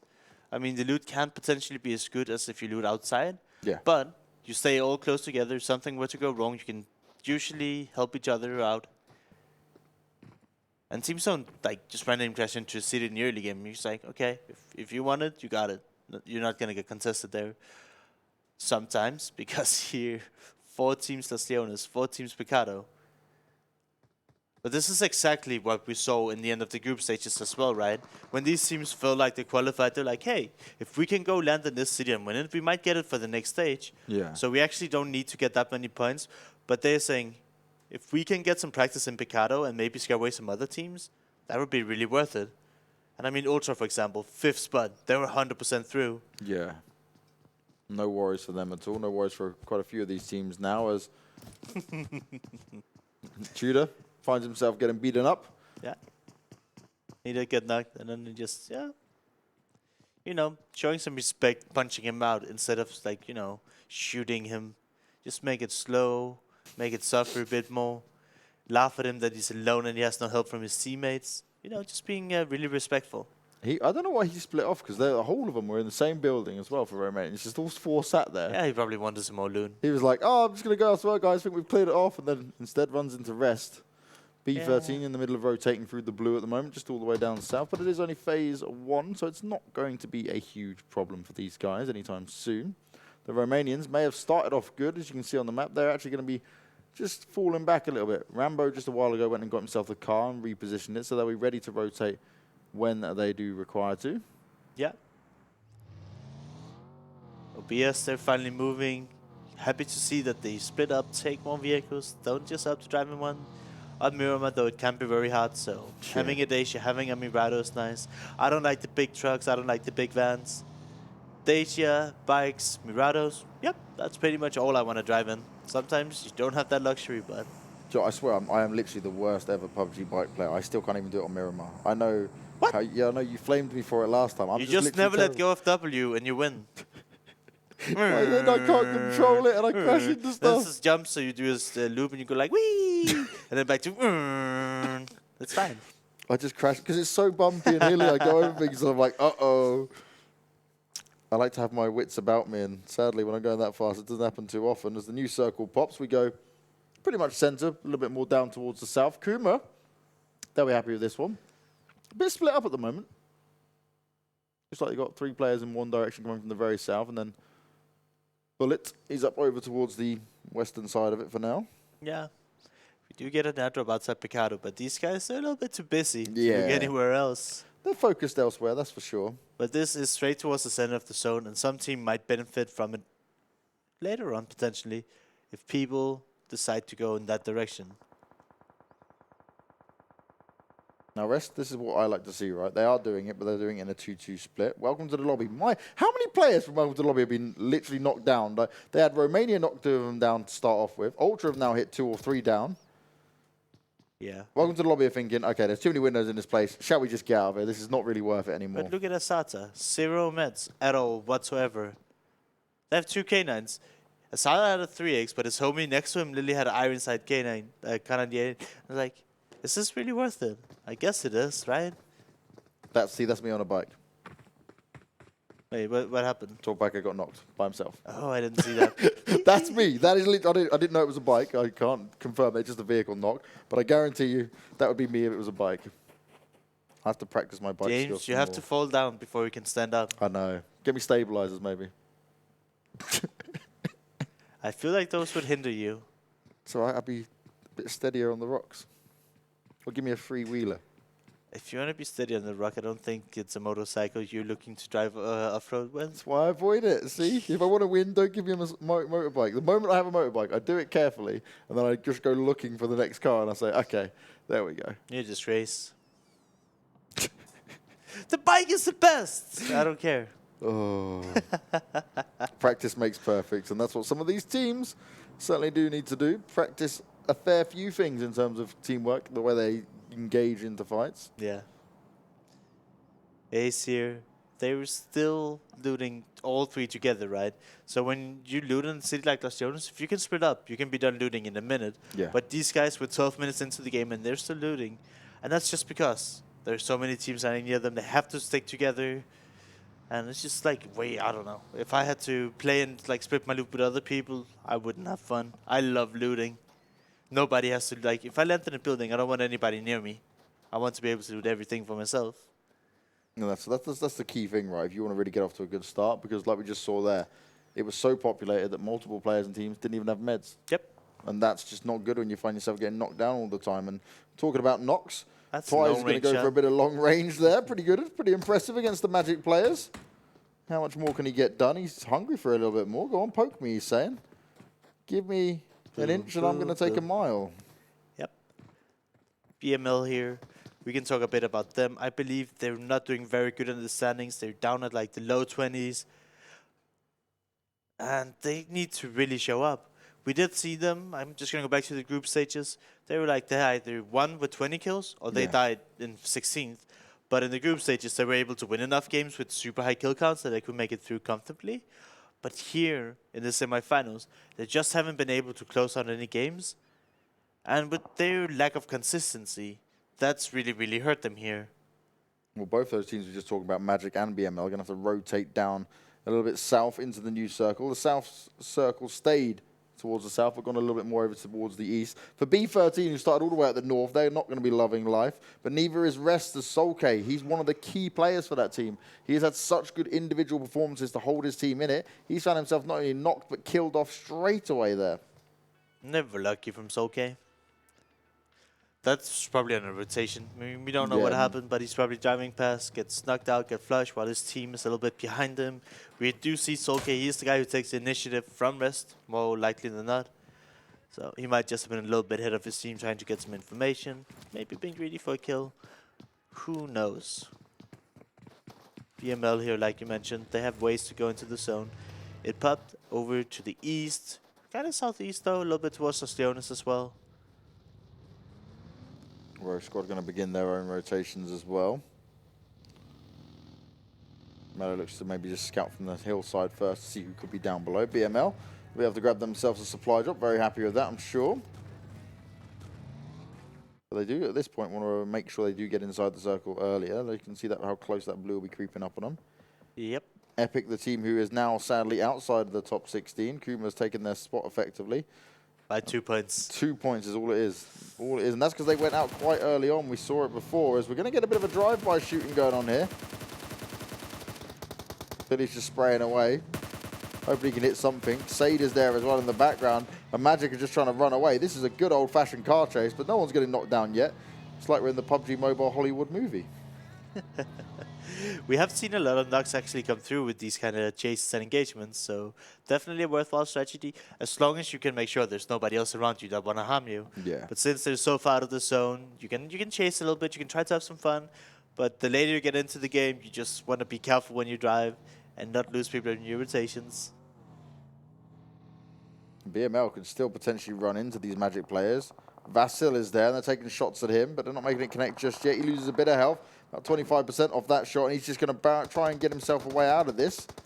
Driving, and he will escape for now, but BML, they just want to get super aggressive today, it seems. Oh yeah, and they need to, right? They need every single point they can get, and just by hiding, that doesn't really net you anything. You need to take control over the zone. Wow. One thing they do not have anymore, as it goes even more to the east, this is a cool area. Everything south of this road is just hilltops. They can have plenty of teams. Yep. And allow for good flanks, good pushes, everything really. I love hill endings. Well, who also loves hill endings is DM. We saw them take that very impressive win on day one for Miramar. But some players are going to even go out to the play zone here. Magic and Rest still fighting back and forth, and nothing's really benefited these teams fighting so early. Welcome to the lobby. Rest, Magic in there as well. Well, Magic's got their people together, but again, you've spent a lot of time. You're still not in the circle. Yep, Teacher here, making the way slowly and steadily in. Kuma, why did they split? What happened to them? That's what they were in a 3-1 split. I thought they would have grouped up right, because that was on the first rotation of Circle 1. We're now on phase 4, and Bultit's still on his own. He's like, yeah, I got this, guys. Maybe he's going for the prone, like snaky. Look at this though. OMGG is in a compound. Rosq drives up there. Hop gets snugged, but at the same time, Romania squad stopped at the compound too, and now the trades are going back and forth. But very shortly, we'll see Romania join that list of fighting, because they jumped just outside the compound. You look at Romania here, Chris. He's sneaking up, seeing if it's start the engagement onto OMGG. Need to get these reses off though. Look at that. The entire Romanian squad is here now. Romania and Rosq and OMGG. They've got one little shack each to fight from. I can see nades being absolutely crazy pivotal in this, and that's what Melo's going to throw up first. Goes out. Sticks doesn't seem fully aware. Ooh. Ah. There. Wow, he avoided. Okay, he healed just at the right time, so he just took some damage. Molotov goes out, but that's just out in the open from the Romanian team. More nades happening, and Melo, he's just going to keep using them to his advantage and find what knocks he can. Rambo's going to drop smoke out by the looks of it as well to ensure that he can get a bit of space with this.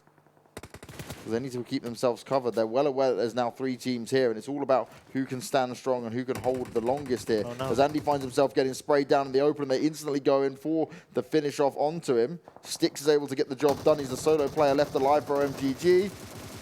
Harb comes out spraying him in. The question is now, does the other team decide to jump on into this? Yeah, Romania right now needs to be proactive. They need to commit to this. But are they actually? No. They went down as well. How? When? Why? What? How did they die?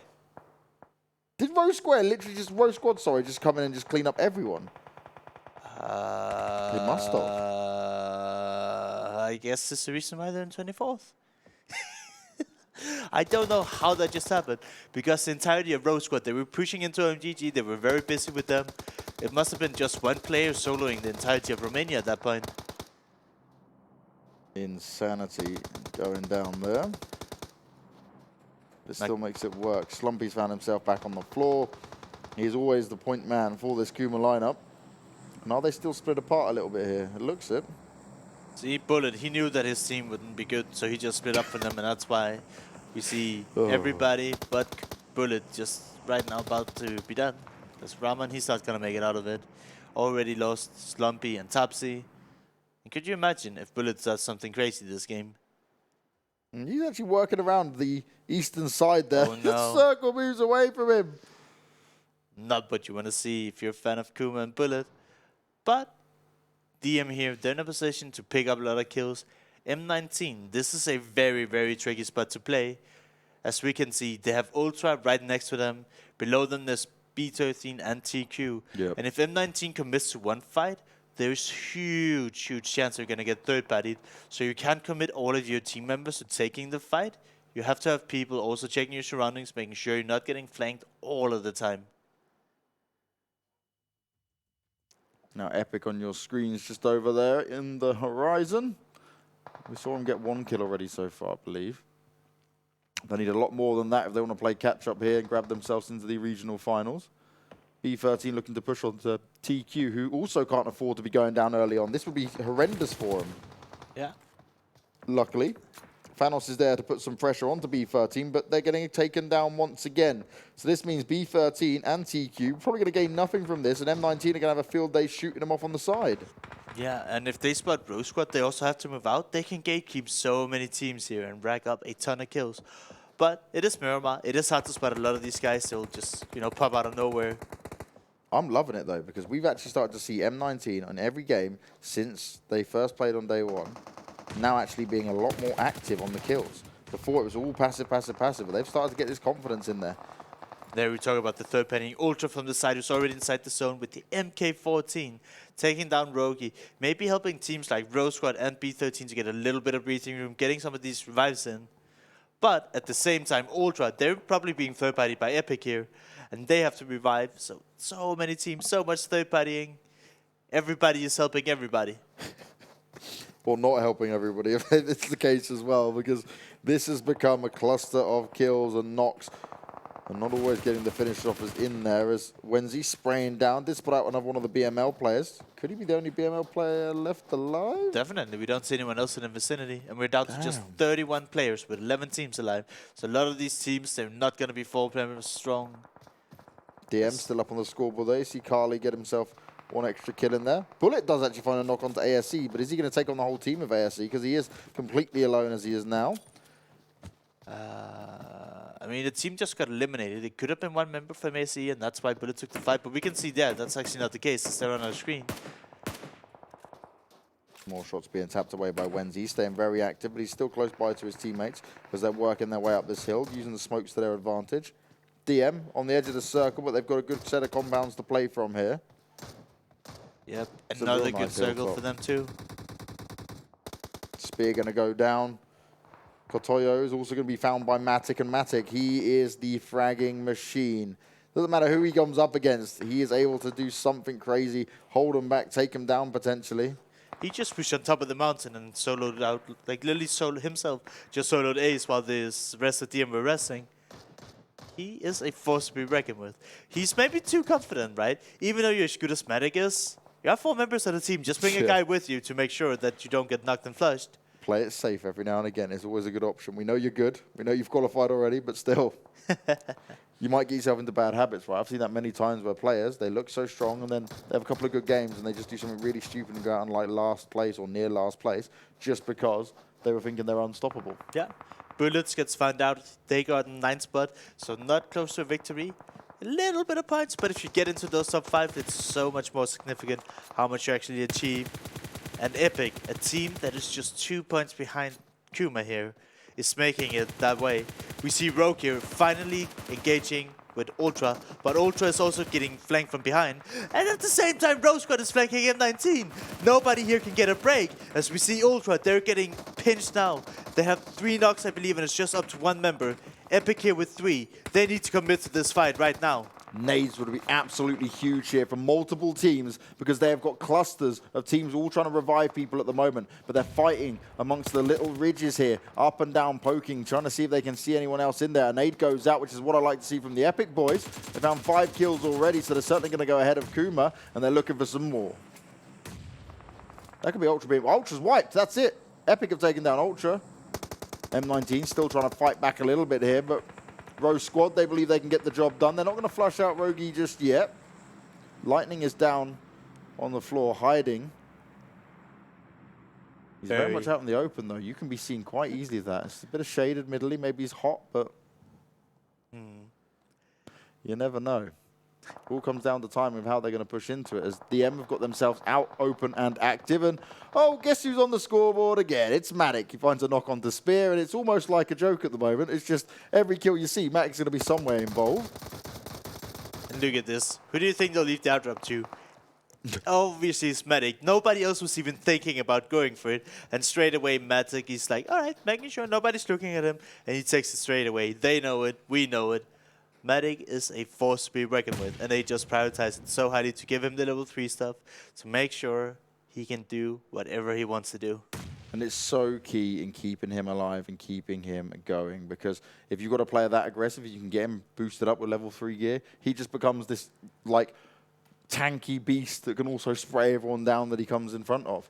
Now, Rosq still trying to fight back against DM here, but look, Matix are now going to get up close and personal. He's going to go and try to take the fight towards him, and they're hitting a couple of shots there, but he can't get any knocks just yet. He's got to try and play this smart. He knows exactly where they are, and Warfarin, you're poking up. You're showing too much skin, mate. You're being hit down. But still, Andy, not confident, not good enough to land every single shot there. And he needs to start doing this if his team want to have a chance. They look like they're going to try and flank around the side, which could be an interesting approach to take. Lightning actually went inside of the vehicle now to try and hide it in the passenger seat. I love it. Interesting approach. Very unique as well. Something different. Yeah.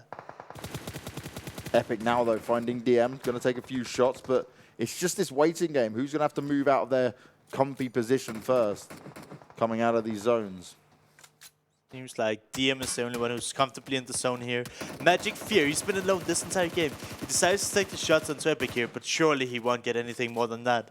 And that's going to be Fear, probably going out in 5th position here. Such a strong spray there from Tron. Did manage to get the final one there. Maddox found himself knocked down. Not something we say all too often, but Warfarin instantly is able to reply, and that's exactly what these guys will do. Teamwork is key, and teamwork makes the dream work, and the dream for DM is to get as many points as possible and show their dominance here over the Europe region. As if they haven't done it already, Epic is starting to truly come into this, and they are saying, okay, we can turn things around. This is going to be our Miramar game. But Rosq is still under pressure, no matter what they're trying to do. They've tried to go around the side. They've got some players on top of the hill, but it's just not working out here against DM. And look at Lightning. He's still inside the vehicle. He's inside the smoke. Rosq has no idea that's happening. Oh, As I say that, oh, the smoke dissipated. And finally, M19 goes out in 4th. But that leaves Andy alone. Right now is being knocked and flushed. DM, even though we've seen them get knocked time and time again, they're 4-man strong. So in a 4v2, we won, I believe. The teamwork and the communication on DM, I cannot stress how good it is. Andy's the only one still up at the moment for Rosq, and he's just going to be waiting. But Epic, they seem to know exactly where he is going to be. I'm going to wait for him to see if he has to pop up anytime soon. Epic, though, the problem for them, they've only got 2 players left alive. Andy manages to get a nade off, so that's another knock. He gets a double knock. That's huge, and Andy. Oh, no, this could be huge. Andy looking to get them all wiped out. And Andy takes down DM19 single-handedly now. But this benefits Epic more than anyone. Now it's in a 2v1, and Epic have a full control position to fight from. What a play from Andy. Fighting nades at like when he needs the most, because we saw the DM, they were all stuck in one spot. They were afraid of moving out. If they push Andy... Okay. Andy! He could clutch this out. This would be huge. They've had 18 kills. Nady? Andy's got 7 kills. He's got no meds to play with here. Wenzy's not going to be able to get this res off. It's all going to come down to time. They're trying to use the third-person action as best they can. Andy knows exactly where he is. It's all a waiting game. Andy knows the pressure's on. He knows exactly how this will be played out. If they get the res off, though, that's going to be huge. It's all going to come down to timing, and this is what he's looking for. If Andy pushes forward now, he knows he might have to jump off that revive, and that's exactly what he does! Andy not only taking down DM, but Epic, when all the stacks, just odds were stacked against him massively there. A 1v4 and a 1v2. That has been the best play we have seen so far in the semifinals. Absolute Definitely. clutch. Something we never thought would happen to a team like DM, 4-man strong. But Andy manages to connect. I don't know how many nades was that. Was it 2 or 3 knocks? Yeah, 3 knocks definitely. 3 knocks with nades. Because DM, they made a mistake there. They were all just stacked in the same spot, not expecting him to have any nades so late. Might have been a benefit of Lightning being in the truck for so long that he was able to loot the body, get the grenades. And how did he connect onto Epic? Because I didn't see Epic through Andy's eyes there. But he manages to find the nade, cooks it to perfection, get the initial knock, and he did so much damage to Wenzy as well. 20 kills, 50 points, Rosq. living the dream. EpicGang getting 33. They were previously in 17th place with 141. This is going to really help them jump up once again. DM99, as always, only 4 kill points, despite how many teams we saw them knock down, but they still got 23 points with it. M19 in it. We saw Lightning, he just proned up, chilled in the car as long as he could, as long as he would be left alone. And then we see Magic, Ultra, OBS, and B13, the Golden Boyz themselves, all within our top 8 for match 2. My God, I want to see that Andy play again and again and again. That was so solid. Like, definitely unreal that he was able to take down DM. Like, obviously the nade was the... Okay, he landed it. It was a perfect nade he threw. But DM should have never been that stacked together, so that's an error on their part. And then Andy just comes out and he's then able to frag out, puts it into a 1v3. Because, yeah, he had the 2 Epic players there as well. And so then an Epic could have pushed him at any point while this was going on because they heard it all happening, but they just wanted to wait it out. They waited for it to happen, and they allowed Andy then to take them 1v2. And he had no meds during all of that. But I don't believe that Epic expected Andy to hit that nade onto them. That was cooked to perfection. How did he even know they were there? Well, so Epic took a few shots at them, right, for quite a bit of time. So I'm guessing he just had an idea that, okay, they may have moved, may have not, so we'll just try it. And he decided, he was like, cool, I'm just going to get the nade, get it ready, chuck it over the top, and hope that it was going to land. And they were right there. Sometimes that's just the way it goes. I love it. Yeah, that just showcases how important it is. If you can save utility to the late game, I mean, this is not something you can do all the time, but without the nades there, he would never have won. He wouldn't even have been close to winning. But what he was lacking was a lot of meds, and it didn't even matter in the end. We've got Erangel only coming up now, and if we see a performance better than what we've just seen from Andy, because I've not seen anything throughout this European region as good as that, I'll be very, very surprised. That was an absolute pleasure to watch. And as always, guys, if you want to keep up to date with all of the standings, see where your favorite teams are, head over to clubopen.pubgmobile.com. It's not only the standings either, it's got the schedule on there, it's got all the information for the other regions, the rules, and everything you want to know about the Club Open, because maybe you're thinking you want to get involved when it comes to the next season. And you can also head over to our YouTube channel, where you can drop that little subscribe button, hit that for us, and you can see all the great content that comes out on the channel from our region and all the others, highlights, VODs, and so much more. You don't want to miss any of that stuff, because honestly, this has just been crazy to watch. We've seen some incredible moments. We spoke about Pro God Lord, right? Having the 1v3s, he did that twice, and he just completely beat him on that. So let's see if anyone else can match it. It's Erangel coming up next. We'll see you soon. Zombie, Darkest Night, the newest mode in the zombie universe, is here. This time, the rules are different. No more parachuting, as players will be placed at random locations on the map when the match begins, and there is no single winner. Players must work with their teammates to spend one long night in the match and stay alive until the sun comes up. Waves and waves of zombies will spawn during each of the 3 foggy periods at night, and supplies should only be scavenged when the fog fades. The main objective is not to defeat other players, though this doesn't mean they are harmless. Players may need to work with other teams when necessary, but should also watch their backs in case the Fragile Alliance goes south. This will be a unique experience for every player involved. This new mode also comes with a passive skill for every player. Understanding these skills will be the key to staying alive in this long night. Can you ride out the night?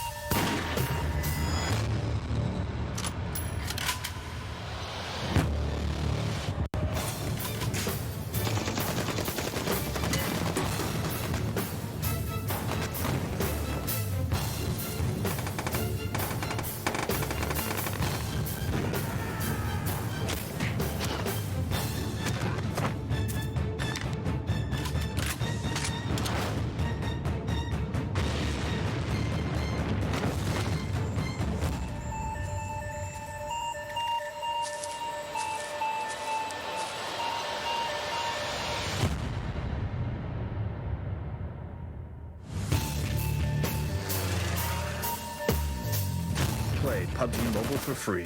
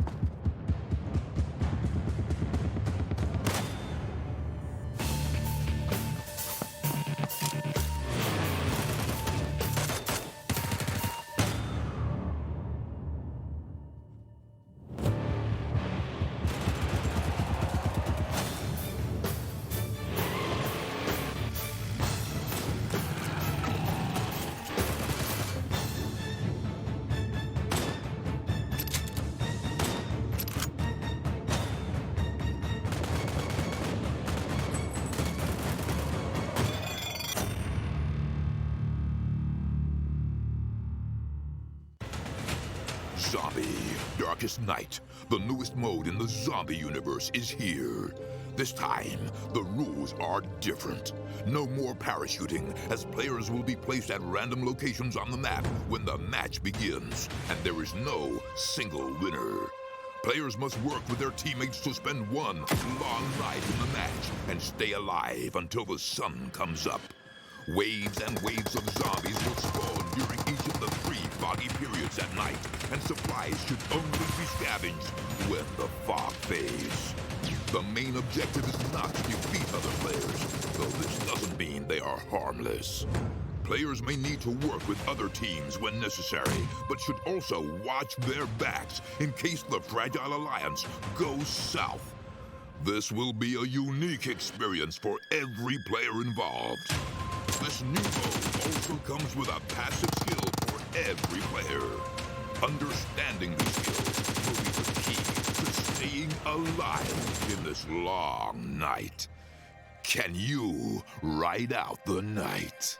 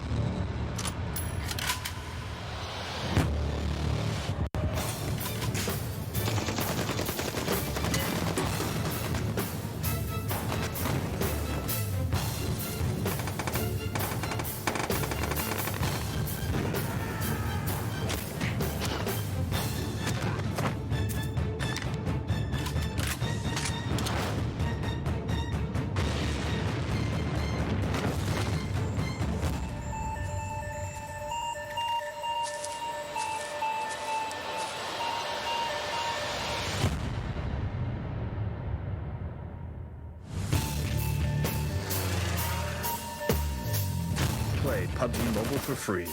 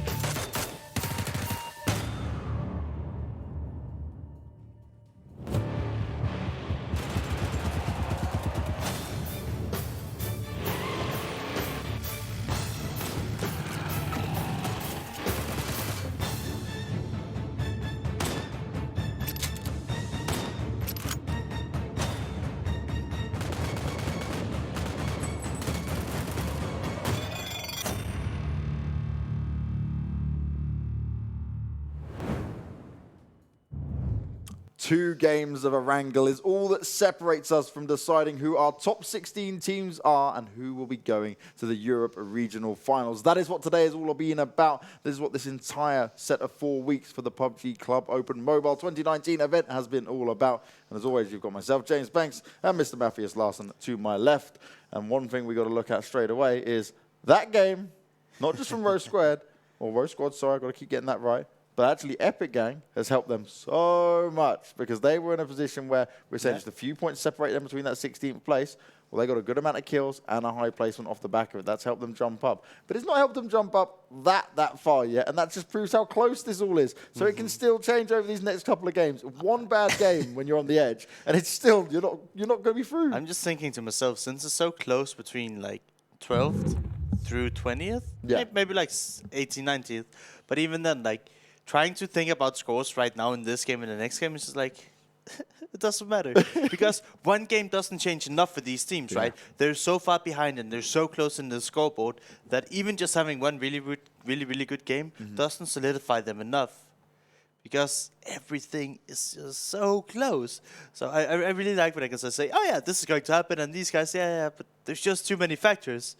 There are many, many factors is what it's going to come down to. And also depends on how good some of the top teams still do. Because teams like DM, not slowing down anytime soon.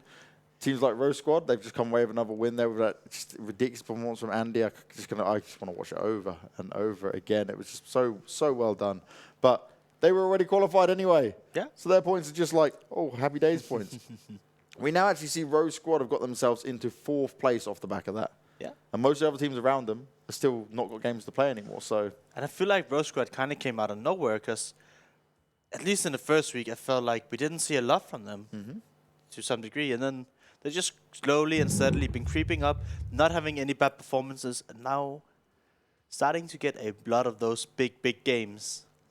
Now, even though ASE went out a little bit earlier than most teams, they still managed to creep their way up now into the top 16.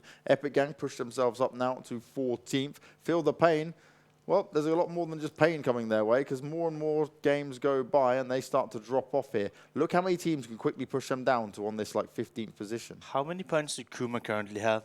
Kuma is currently with 152 points in 17th place. 152, so they'll need a little over 30 points to overtake them. But it's only 2 games left, and getting over 30 points in 2 games is doable, but like to get 15 points, I believe you need to get top 6 from just placements alone, right? Yeah. So they would need like 2 top 5 games with maybe a few kills to solidify they get over FeelThePain, and that's like a guaranteed spot. But a lot of these teams like can easily do it. We see Magic, we see EpicGang, 10 points, they're past them, right? And FeelThePain, not gonna be happy right now. They'll be watching, they're gonna be like, okay, everybody below us, can you please just die early? Thank you. And DM99, right? They went out in 3rd place. They've still got 358 points now. They're just looking to, I think their goal is to hit 400. That's what they're trying to do in the next 2 games, see if that's possible. And from them, truly anything is possible. I wouldn't be surprised if they do manage to get that done. Rosq Squad, obviously, like we said, they moved up to 4th place now, looking very strong there indeed. M19 Ultra and Resto, still a lot can change for these guys in a positive way if they do have these good games. Unfortunately for the previous game on Rest, Solke went out very early, and he is kind of the man that seems to give them the motivation and momentum they need. But to be fair, Rest, Ultra, they did both land in Picado. They were fighting early. They kind of didn't have a lot to work with because they were so little loot for them to actually get into, right? Yeah. So these teams, I felt like they were like, yeah, we know we're through. We made it. Maybe we can scare away some of the other teams from the regional finals because now we're down to just 16 teams. After today, you'll be playing against the same teams over and over again where previously we've been changing up the lobbies, so you have to like hope that nobody lands with you because you can't necessarily say what everyone's going to do. All about that research. But even then, like, you can't research because one team might be scared of you, so they won't land in the same spot, etc., etc. But when you're down to 16 teams, you can pretty much tell where everyone's going to go. So some of these teams now that are already qualified, they might be like, hey, I want Pachinki, I want containers, I want this, I want that. Trying to hold on to their spots as we're going to have quite a rough plane for our first Erangel game here. It's going to be going all the way from Mil to Power down towards just the waters of Primorsk and military base. This is probably one of the worst airplanes in the game. Just think about it. It's so far south, you cannot go anywhere. And when you look south of Vikendi, there's not really that many car spawns. So some of these could be okay if there was more car spawns, but like south of Vikendi, between the Western Bridge and Primorsk, there's a few car spawns.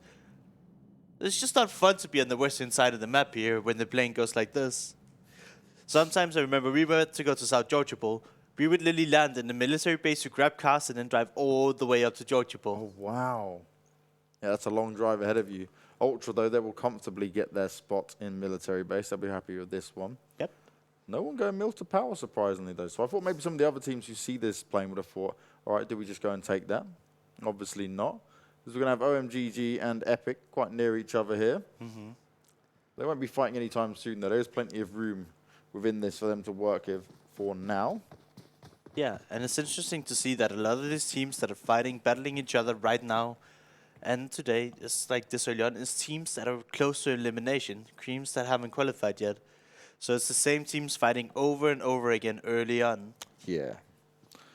And that's where it comes down to this, like, we're just wanting to play, we want to get involved in it, and we're not wanting to back away, we're not wanting to give up, where sometimes it is just better to say, do you know what?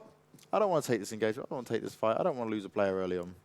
And OMGG is certainly one of those teams that can't lose a player early on, currently set in 19th place, 141 points of them. Yeah, we could see though Epic, they drove away, they gave up Lipovka, they were having none of it. They're like, it's yours, it's fine. Mm-hmm. Kuma and B13, they've always been landing in Milta.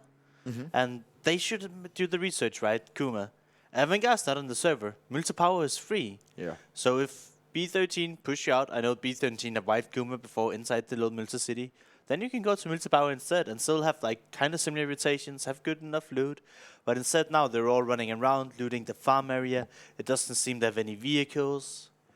But that is what the research can let you, right? Say, alright, it's only really Avangar who's been dropping in Milta Power, so that is free. And I mean, it's not necessarily fair to assume all that, because look at the airplane. A lot of teams, even though we're like a couple of minutes into the game, they're still rotating. We see Ace, we see Welcome to the Lobby.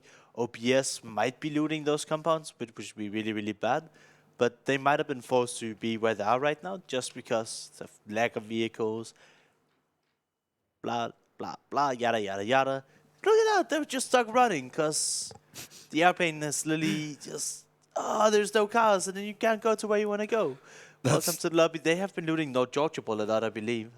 That's soul destroying, isn't it? When you've got no cars, you're literally like, guess we're running, boys. But on the bright side, I believe they do have the zone on the western side of the map at least. So anybody who felt like they got cheated on a little bit by the plane, they can be happy that they're in the zone. They don't have to go back to the east again.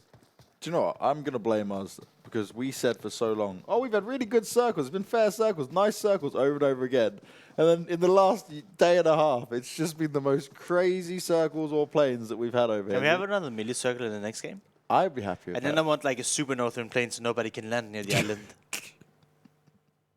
It's like pure north going across just in a straight line west-east. Yeah. That sounds good. You would love that, Mr. Larson. You really would. I don't know why. How do you become like me? Playing too much PUBG. True. You've seen it all, so you're like, I know how this happens. I know what I'll do. I've suffered this. I want you guys to suffer now. But I mean, it is good fun, and it does. It's like there's a very diversity in the circles. Is what makes PUBG so great. One team, you can't just practice, landing a Vikendi over and over again and then expect to do good. You need to be able to adapt to so many different situations. And for example, like here, you're coming so late in that even though you normally maybe have South Georgia Bowl, hey, now there's another team ahead of you. You guys were slow at getting cars, grouping up. Yeah. And now OBS, I believe they're going for the hospital. But if they drive into South Georgia Bowl here, they might get surprised. And like you said, welcome to the lobby. They did finally grab some cars. We saw it just a few seconds ago. Yeah. And if they do make their way all the way up to North Georgia, they're going to have to get some fast looting on go. Yes, the circle's a little bit closer, but that circle will come in, and it will come in fast. I feel like you're already so slow, so it doesn't matter. You just come in circle 3 anyway, because you already spent this much time. You won't get it like a super good spot. And how did Vice die? I didn't see that, but we're down to 63. And he must have been killed by an enemy player, by maybe a gun or a vehicle. Or Worst case scenario, some fist. worst case scenario, some fist. So he's like looting. Someone walks up to him. He's like, no, no, please no. Yep, being bullied. And the Romanians here, they are currently in last place with 75 points. So for them, they just need to get 20 points so they can beat CZ and not beat dead last. Then they're only second dead last. They got 2 games to do it, and it's not impossible. But they would probably have to focus on kills given their current placements. It's actually welcome to the lobby. They get to a spot they want to fight from, and they actually end up fighting. They get 2 knocks at least to start off, I believe that was. It was not going to kill onto Oh, he went Spear straight in for the flush. If I didn't... Yeah, I think I saw that. Look at that. Epic and welcome to the lobby. They're still looting, but M19 and DM, they're already rotating in. And that's just how slow of a start some of these teams have had. Very, very unfortunate for them. But here, Kali, he's very far away from his team. Okay, they're coming in, but they're still like 20, 30 seconds behind him. So they need to be careful with what information they can give. I don't think we've seen the full team of DM, unless there's just a lot of people inside the last US. And I am loving how active we're seeing M19. I keep coming back to it because, guys, if you were watching, if you're only just tuning in maybe for this final week, M19 previously were getting their placement points purely off getting 2-3 players alive, not really fighting that massively, but also snaking up a bit. Now we have seen them in the last day just literally frag out. The first day one here that we had at semi-finals, they were looking to start getting kills, and they've continued this on today. So I respect a style change coming in here. Yeah, it's good for them. They definitely need to be more aggressive if they want to secure a top 2 spot in the regional finals coming up ahead of them. You can't just camp your way to win. If that were the case, then I'm sure Kuma would be fantastic. They might be even on top of the leaderboard. But I actually don't know a camping game. We're not playing like some Minecraft server where we're building pretty things. We're here to eat chicken dinners, probably the best there is, and also hit some really amazing shots. And nothing feels better than hitting those amazing shots, seeing those headshots hit galore, and also picking up the chicken dinner at the end of it for all your hard work. And on that point, it's making me hungry, Larson, so I'm going to talk less about chicken dinners, because we still got 2 more games to go. We're 8 minutes in already, and the rotations have started. Look how even teams just rotating close to each other. BML look to get out of the cars, potentially. He doesn't go for the flush, and BML does have backup close by. He could potentially be rested, and Santa's like, yeah, they drove away. I got a smoke. I'll come get you, buddy. You have nothing to worry about, Tweez. I know we gave you the buggy, but it'll be all right. It's fine. It's okay. Enzo's just going to continue to cruise. Oh, God. He smashed straight into the buggy. I thought he was just going to cruise in, right? And then he just does that. It's like, nope, okay, guess we're not doing that anymore. Keep multiple cars, guys. Sharing is caring. I believe they didn't use a smoke here. I would imagine they have smoke grenades. And, you know, when you're racing at the middle of an open field, you should definitely commit a smoke to not potentially losing even one more person. Too much risk for my liking, but it did work out from this time around. And little things like that when that happens, I always say this. And the shift, we go down south, we still got a bit of water in there, but Ultra will be happy with it as they're just making their way across the bridge. Circle, What? If only. The 20% maybe of military base. It can potentially go down towards the lighthouse again. Yep, given what phase we're on, it definitely could. It's a scary prospect. But what I was saying is, given teams who get away with like these reses in the open and stuff like that, I feel like sometimes that creates bad habits because they got away with it once. They do it next time and they're like, oh, we don't need to waste the smoke. They try to hold them to the utility, and then the team does actually pick them off from afar. Yep. DM here, this was their compound where White Balls ran them over. They got their only 16th spot, their worst position yet in the tournament. They're back. They're like, okay, we know what we messed up on. But that's the thing, right? You make a mistake, then you're like, okay, we know how to do it better this time around. So they're happy to be back. They're not traumatized or anything. It would take a lot to traumatize DM. DM's the one traumatizing all the other teams with their crazy plays and fragging out. Jonathan needs to be careful. Yeah, he's alone. That's never a good sign. And he's alone by quite some distance there. Yeah. DM are scoping everything. They are fully aware. But I mean, these guys are in the compound. Jonathan, like we mentioned, he's alone, so he probably won't do anything crazy. If he tries to cross over with just one smoke, I'd be a little bit worried for him. If I was him, I would just go down into the chopsticks, run away, and say, all right, they can have this compound.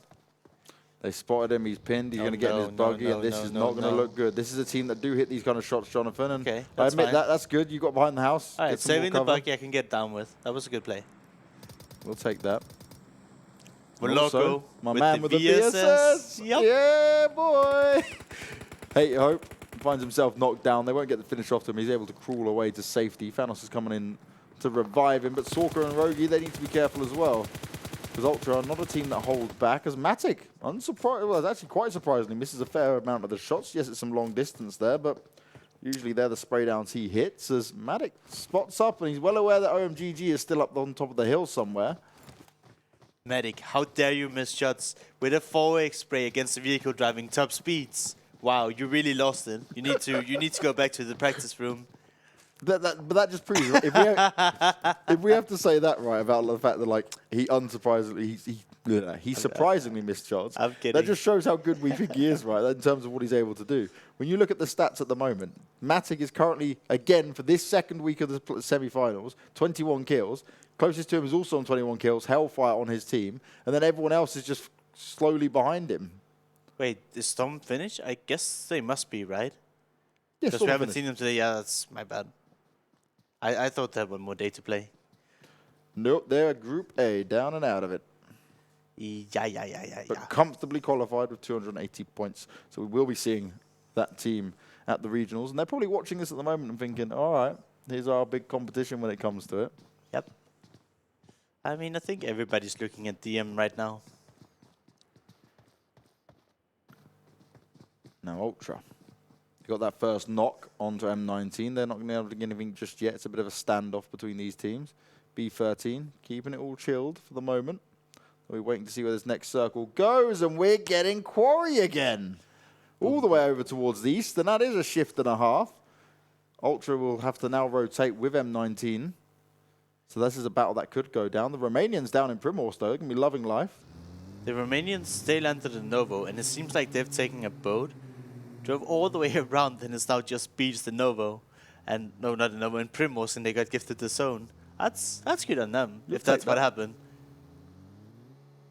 Matic, though, finds himself knocked down by Jonathan from Welcome to the Lobby, and he's going to get flushed instantly. So, once again, Welcome to the Lobby saying, this is our territory. We beat you here once, and we'll do it again somehow. I assume it was in rotation, because Welcome to the Lobby, they were already in the new zone. They were just to the east of Quarry, and we can see them here, right next to the compound. Wolferin driving around, probably going for a central compound, or maybe even driving up on top of Quarry.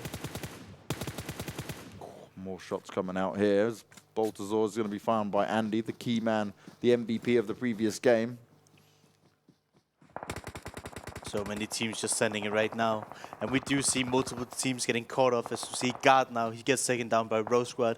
And OMGG told him, hey, welcome to the lobby. They're at the compound. You need to go a little bit more to the south. He went a little bit too far and he runs into a completely new team. And if you're slow rotating, we can see a minute ago there's barely anything moving around the quarry side, and now everywhere you look there's a team. Rogue Squad, they'll be looking to push in and as soon as they can. The problem is you've got Welcome to the Lobby on the hillside. You've got multiple other teams around you, and that's why Comes dropping down that smoke. He knows he needs the additional cover now. DM, despite losing Matic early on, they've got themselves back into another good position. And this is the one thing, right? No matter where the circles pop, I swear, like DM just already pinpointed, we're going here. Yeah. This is where we play from. Because they've got these spots they will always try and achieve. A lot of high ground they look for, or a compound that gives them a lot of versatility in terms of movement. And they don't like the smaller compounds we often see. Yep. Kuma, they just made a big rotation into the new zone. Typically, we see them playing hard on the edge, but they might have taken a little bit of a different approach now. Swinging around towards the hard shift side, making sure there's less people behind them once they approach further into the game. And when they're in this compound here, they should be able to scout the compound that's just southeast of them, below DM here. And if they want to go deeper into the circle, they absolutely can.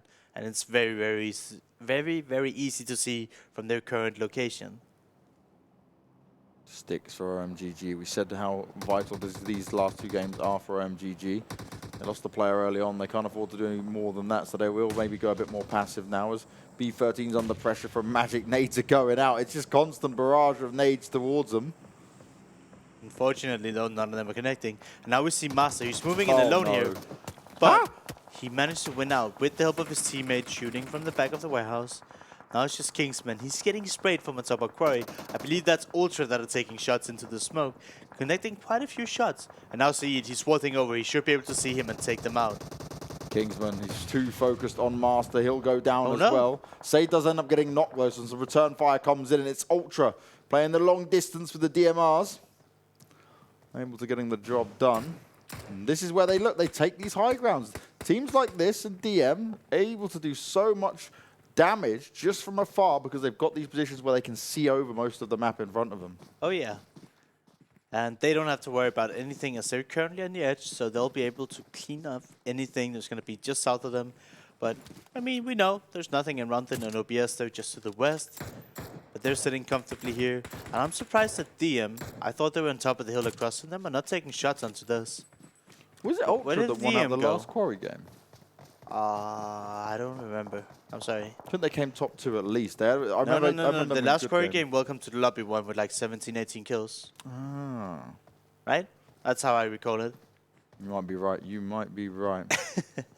I just remember I was seeing that crazy game where Ultra's position there was very similar to one of the teams. But the last Quarry game got very interesting. More teams fragged out than we ever expected.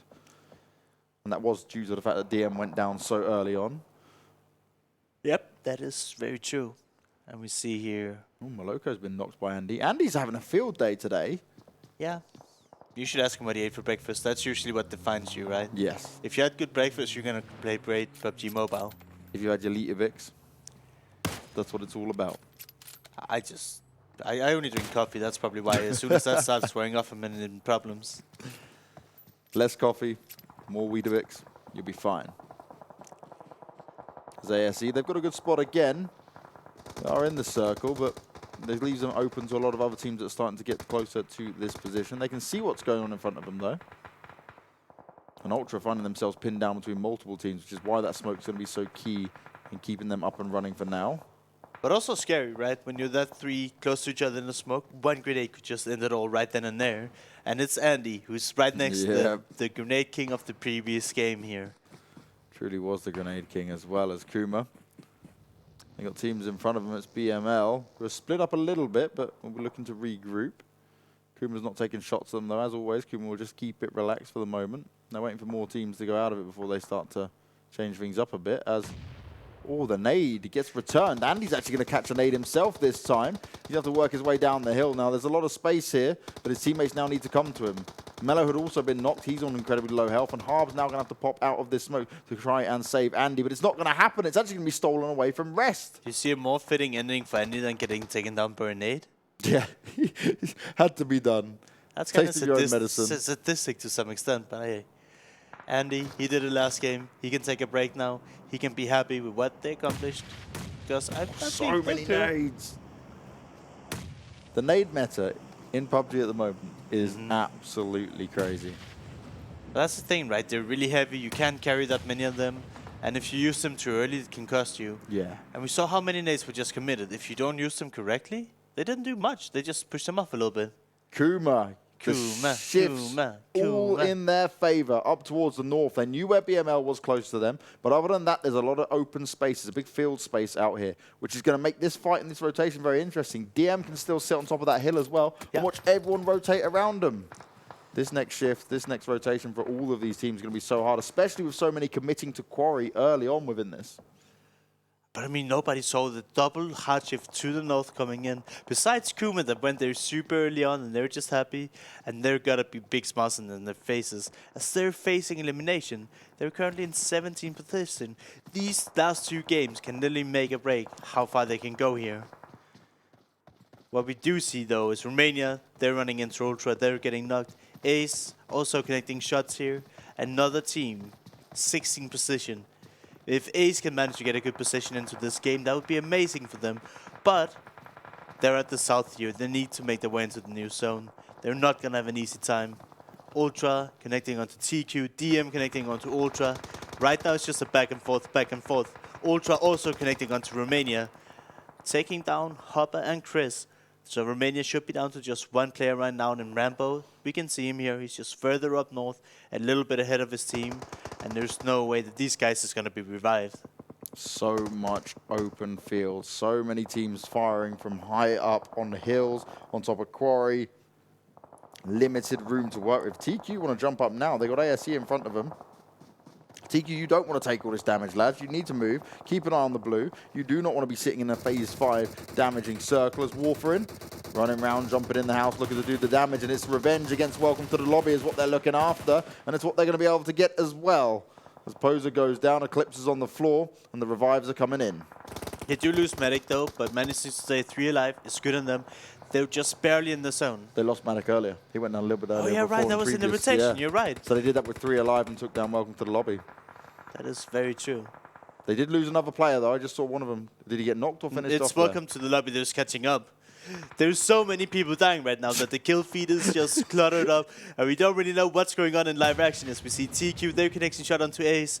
Ace, a team that is facing elimination if they don't get a few more points in the next 3 games. Ultra Sada here still has the backup of his team, so we have to see if JC can push them back. Doesn't look like it, and JC gets taken down. 9 teams remain. We have quickly ripped apart half the lobby here off this massively hard rotation from the south. Everyone was gambling more towards Quarry, and it's gone all the way up north where Kuma currently sit. Their passive play could be working out. Went north again.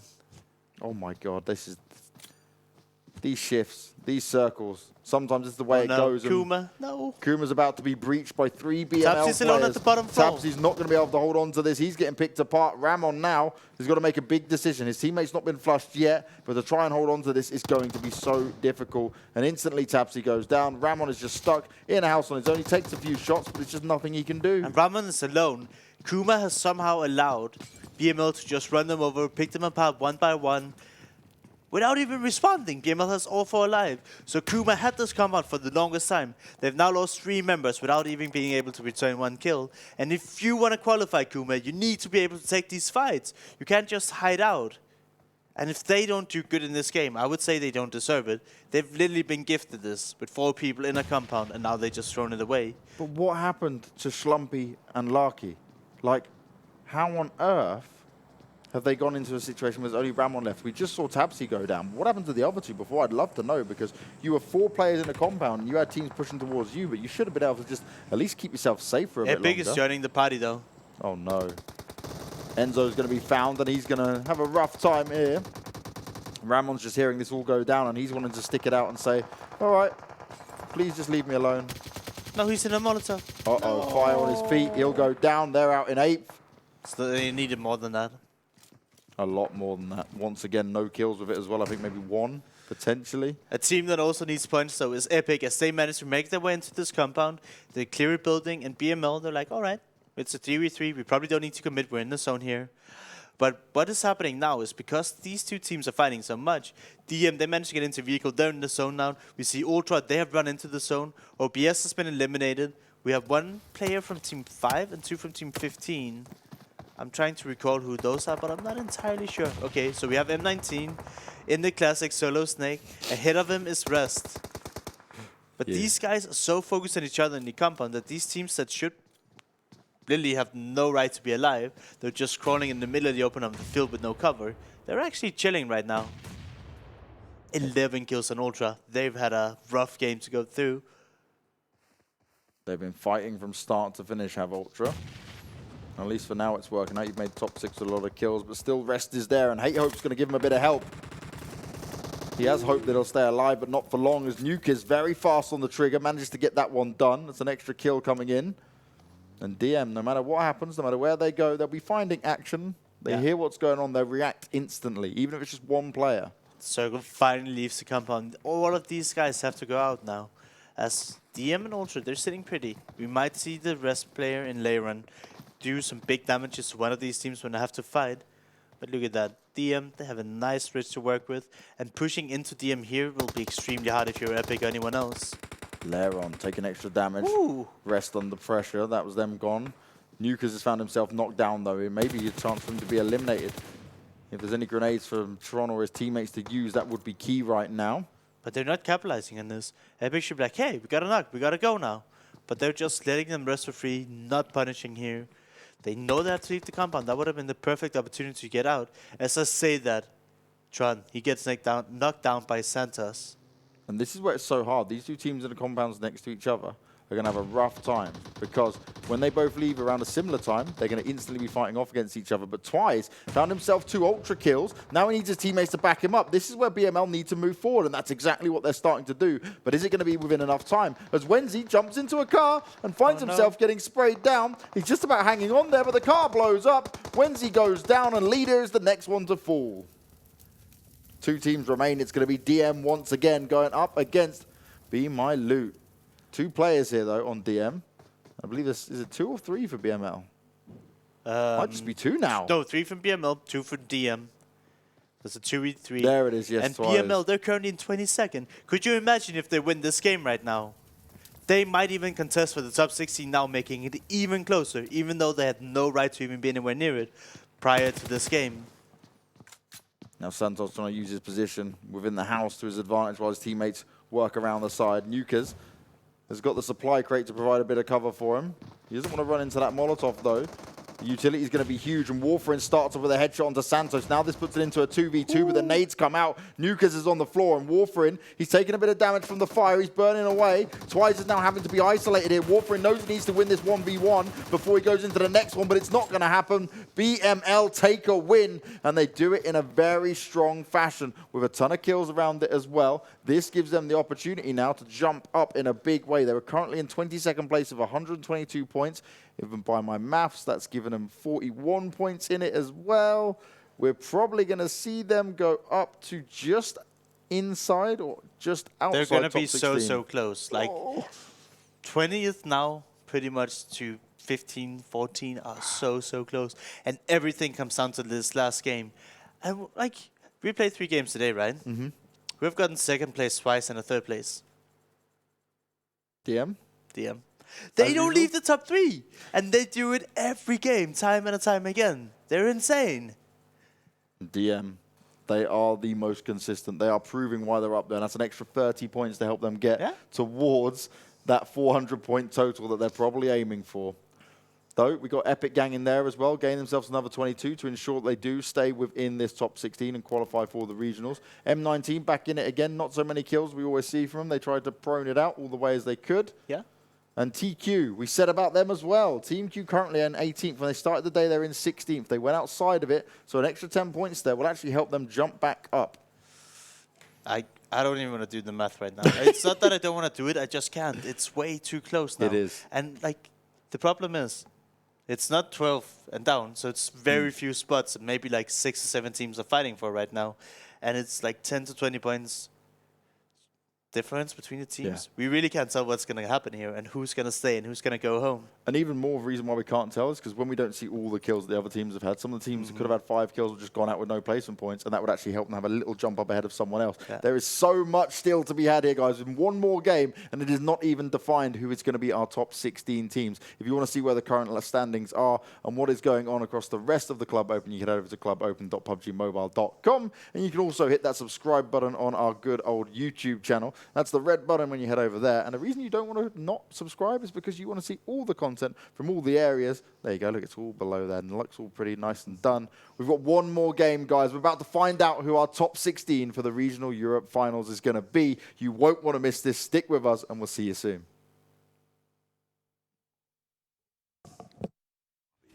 Darkest Night, the newest mode in the zombie universe, is here.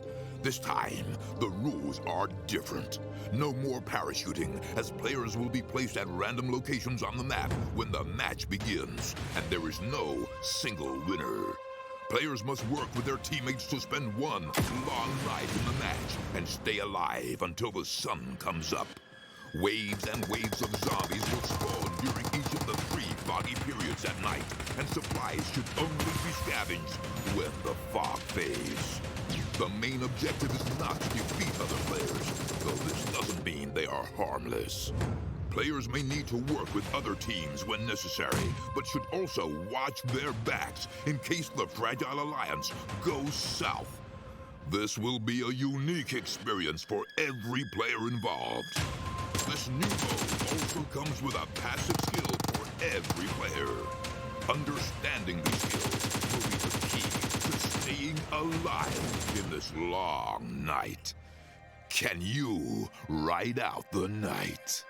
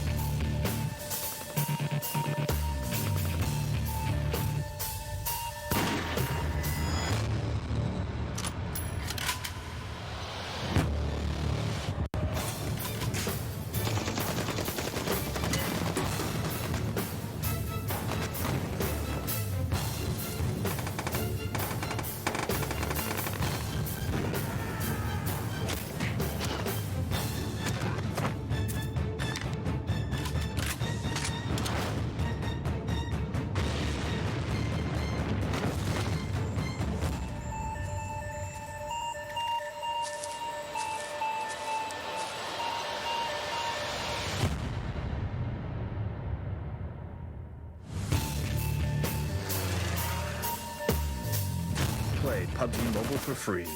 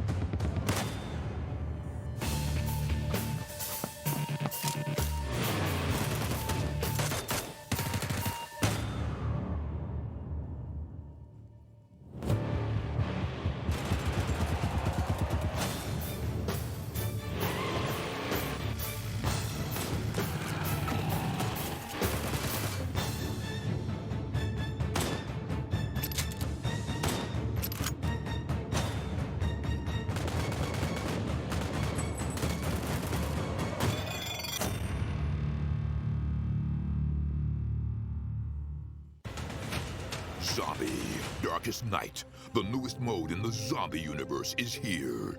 This time, the rules are different.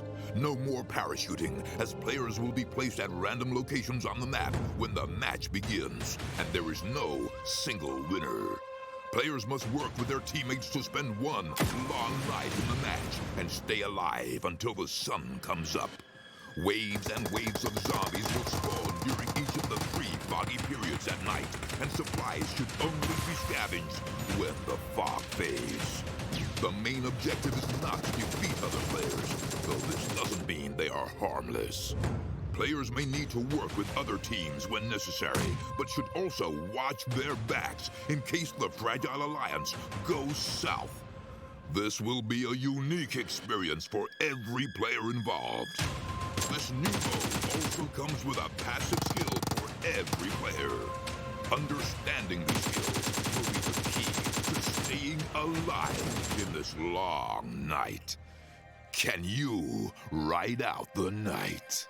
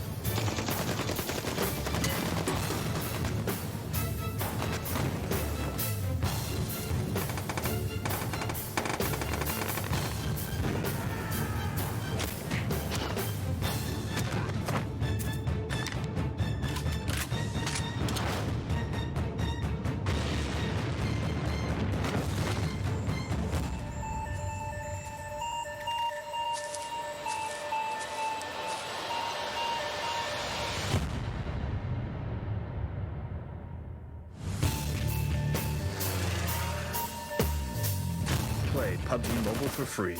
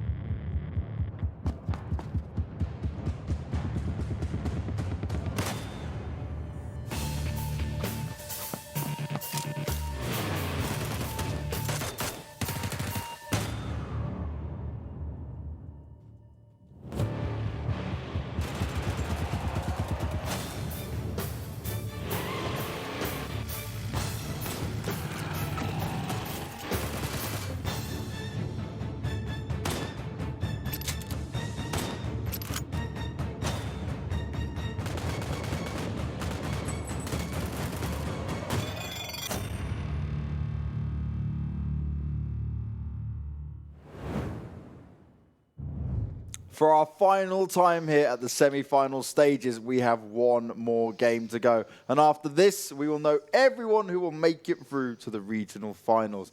And that is where the big challenge starts for all of these teams. 16 teams will enter the same lobby over and over again. And that is where it comes down to how are we playing this, how are we changing things up, how do we do our research on where these teams will go and what we've seen from the semi-finals and group stages from these teams before. Mm-hmm. Just like you said, I don't know who's going to make it. It's so close right now. Too close, may it be, as we've had 3 different winners this time. Yeah. But one thing that has stayed consistent is DM19, Deformia Meditari. They have at least been in top 3 every single game. These guys are on another level. And we are on our final map, final match, Erangel. Yeah. So around and I'm this just looking at day 1 here. Look who's number 1 2 times in a row. Yep. These guys are on another level. What is going on with them? Funny enough, the only day they didn't do anything was the day they didn't play. That's the only way it works with DM19. Yep. And it's not a joke at this point. It's just become this real craziness that starts to unfold as Bemyloot. Yeah. 16th they jump up into. So they went from 22nd to 16th just because they had that big win. This is a must-have win or do very well in game for the next one, though, because they've got teams just below them as ASE are on the same points as them at 163. Kuma is on 160. TQ is on 154. OMGG is on 145. There are so many teams, just one good performance is going to help them jump up. But it's looking for me now as how many points has DM19 got? Where are they currently sat? What's their life going to be looking like? A team that's going to be shivering right now is FeelThePain. Yes. 1 point in OBS is over them. What is that, like 15 points? And Bemyloot is equal with them, and 19 and they're higher. Well, like 16 and they're higher. They're not safe at all. No. And if 3 teams that are below them right now do somewhat decent, they can actually be thrown out here. That is the worst way to feel when you're sitting here watching. Well, we talk about 360 no-scopes. I'm talking about 390 points here for DM19. What a play from them. Even on that previous game where it all looked bleak, they were still able to stand strong with just 2 members left alive. They're 10 points away from hitting that golden 400 mark. Avangar, 316, still holding on to that 2nd place, but unique as well. Just below them, it's Ultra team that we now look to, because they didn't have a good game previously, to see how they can do. It's Ultra and M19, who are the ones that could leapfrog a little bit further up here. But what's nice to see is, like, Team Unique, that's an esports team. Avangar, that's an esports team. M19, they're all ones that are within this top 8, already represented by orgs. So other teams in there, maybe on the lookout to get picked up anytime soon. If DM19 doesn't have an org before the regional finals, I'd be very surprised. in all fairness, I had tried to look for DM99 and see if it is a team. I can't see if it's an actual team or not. So it also depends on obviously where they're from and how much information I can get. It could have got on them. But if they're not picked up, I'd be pretty upset because it seems like a really good choice, funny enough, with a literal unstoppable dominance. I'm going to go back through and look at the last few days that they've played and just see what's the worst place they had other than that 16th. Because the 16th... There is none. Well, yeah, there is none. They're always in the top 5 after that with a ton of kills. That's why they're miles ahead of the competition. Having 100 more points than number 3, like number 2 even, is insane. It's insanity. It really is insanity, but it's also very impressive from those guys as we're going to get into our final game of Erangel.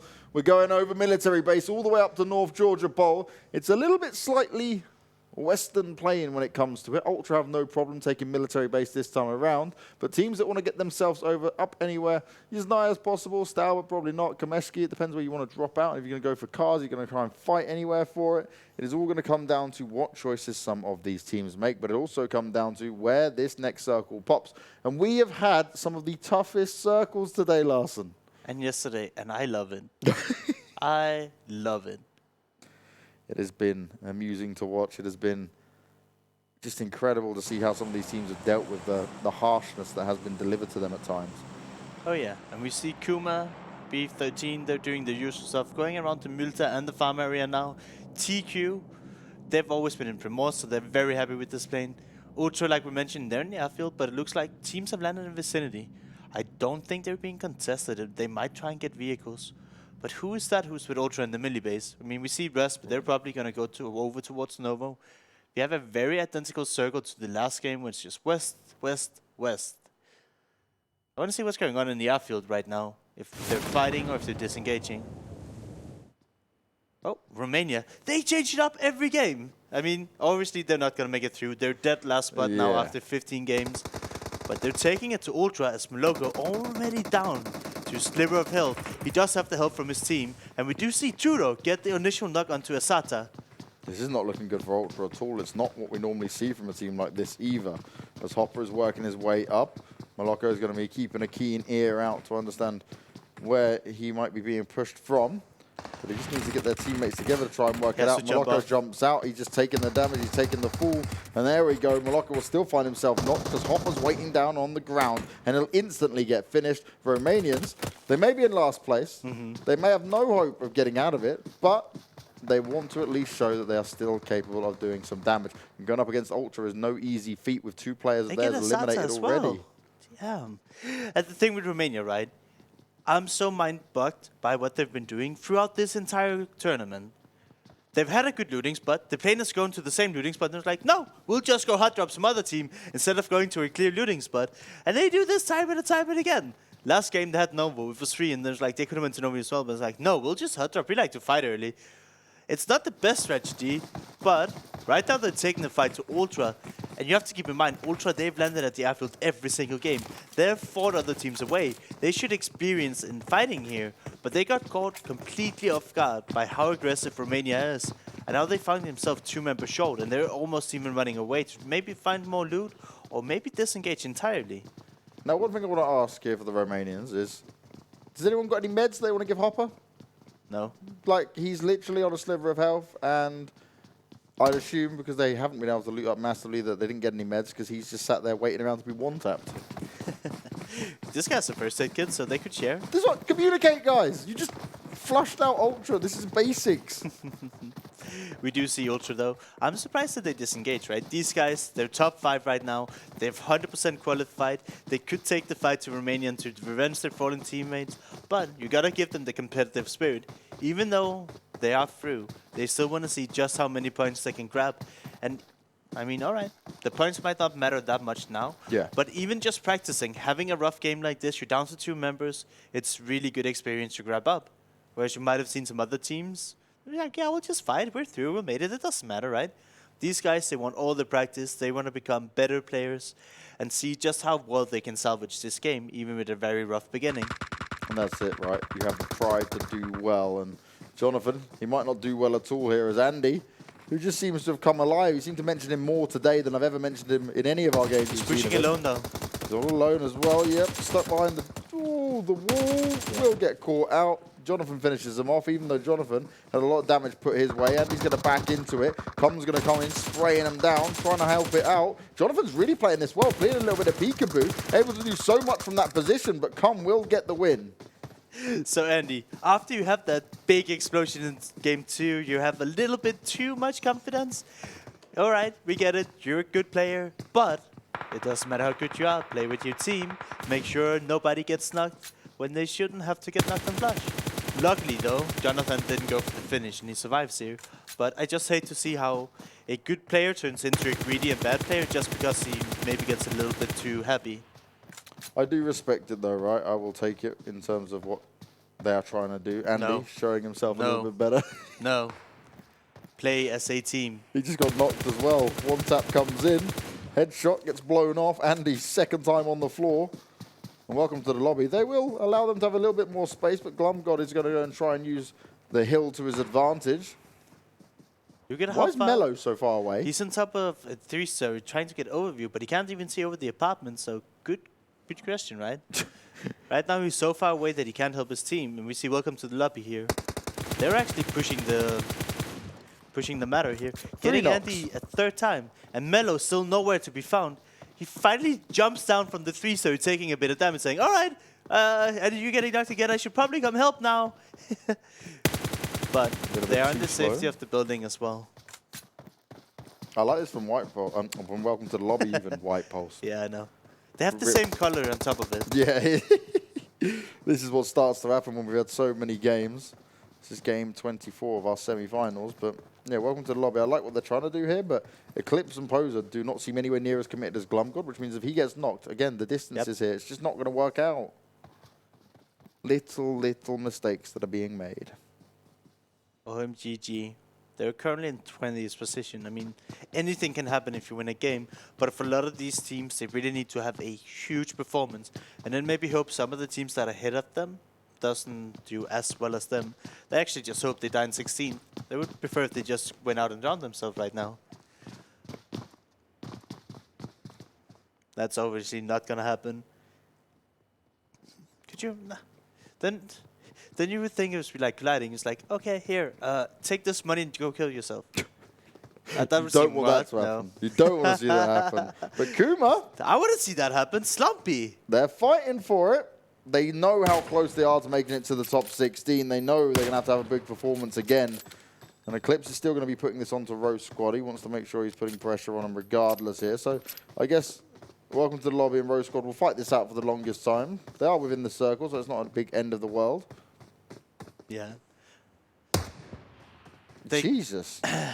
How many shots? That's 2 headshots now from him long distance, getting it done. Rosq, you're giving him a little bit of a chance here, and Eclipse will try and make it work every single time. But the thing you can see here is Rosq, they're playing together. When they get knocked, they get picked up. If welcome to the lobby were to have any particular member knocked here, they're just so far away that they might even die. Yeah. So even though we see Rosq getting knocked over and over and over again, just one knock from Rosq, and they actually come out ahead of it just because of the way they've played. Now Eclipse is waiting for the next poke to come in.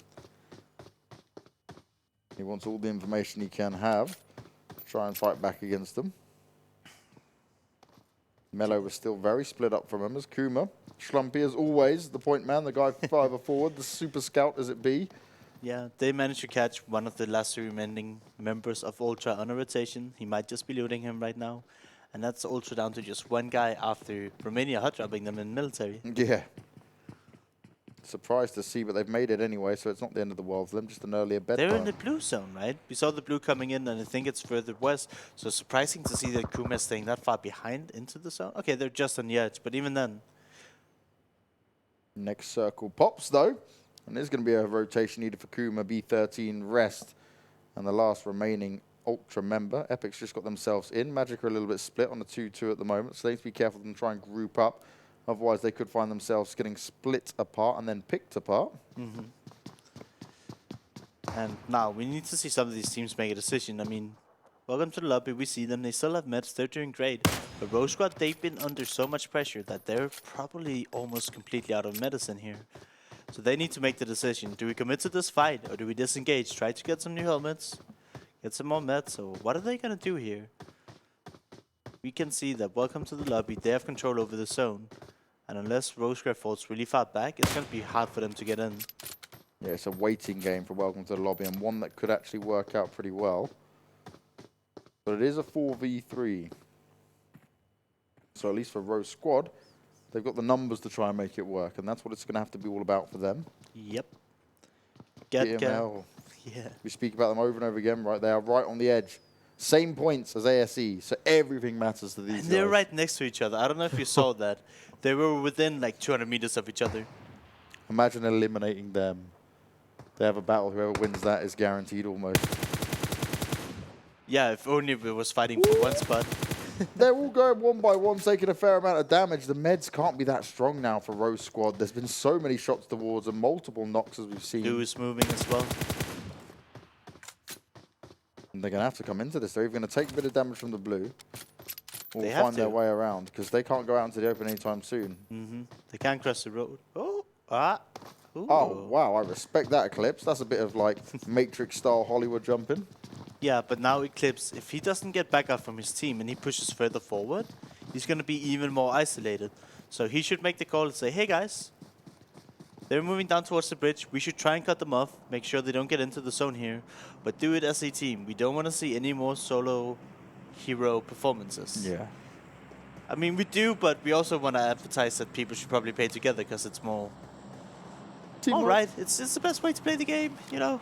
Teamwork, communication, then focus on the aim, and then the skill bits afterwards. It all comes together as one neat little package. Yeah. Put a little wrap around it. Rosq squad tie is it up. going Nice into present. the water swimming away and they don't even have meds to heal up. If this circle goes anywhere far away from here, they're going to be in so much trouble. And if welcome to the lobby spots them here, they can also just frag them while they're swimming.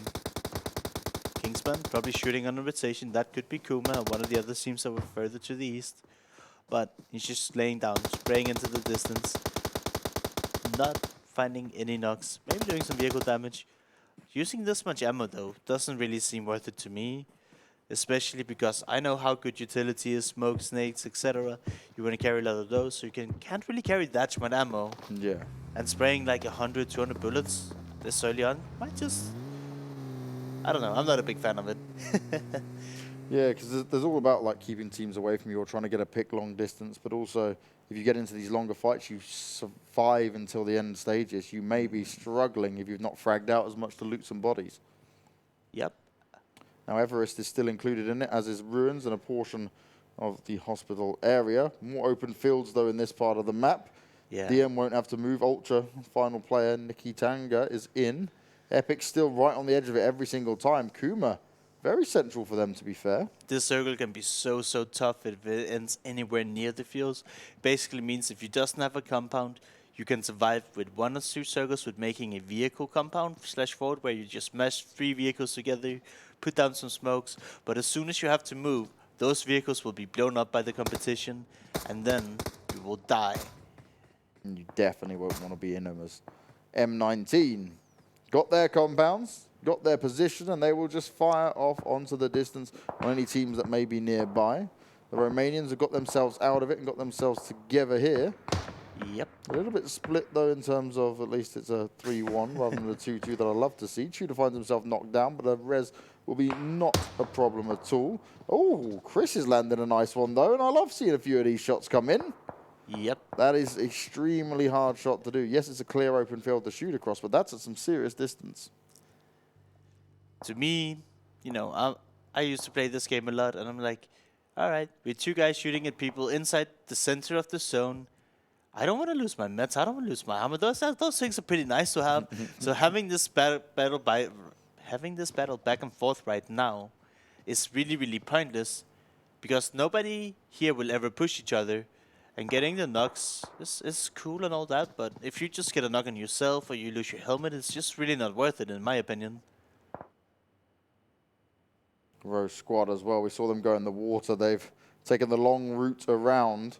Welcome to the lobby of going in themselves as well. They're going from the other direction, so they don't have to be scared of that anytime soon. But they need to ensure that they are moving soon, because when this next circle pops, the damage is going to be far too high, and we saw it. They were struggling on meds anyway. Yep. Not a good spot to be in. Committing a little bit too long to the fight. is definitely going to come back hunting you.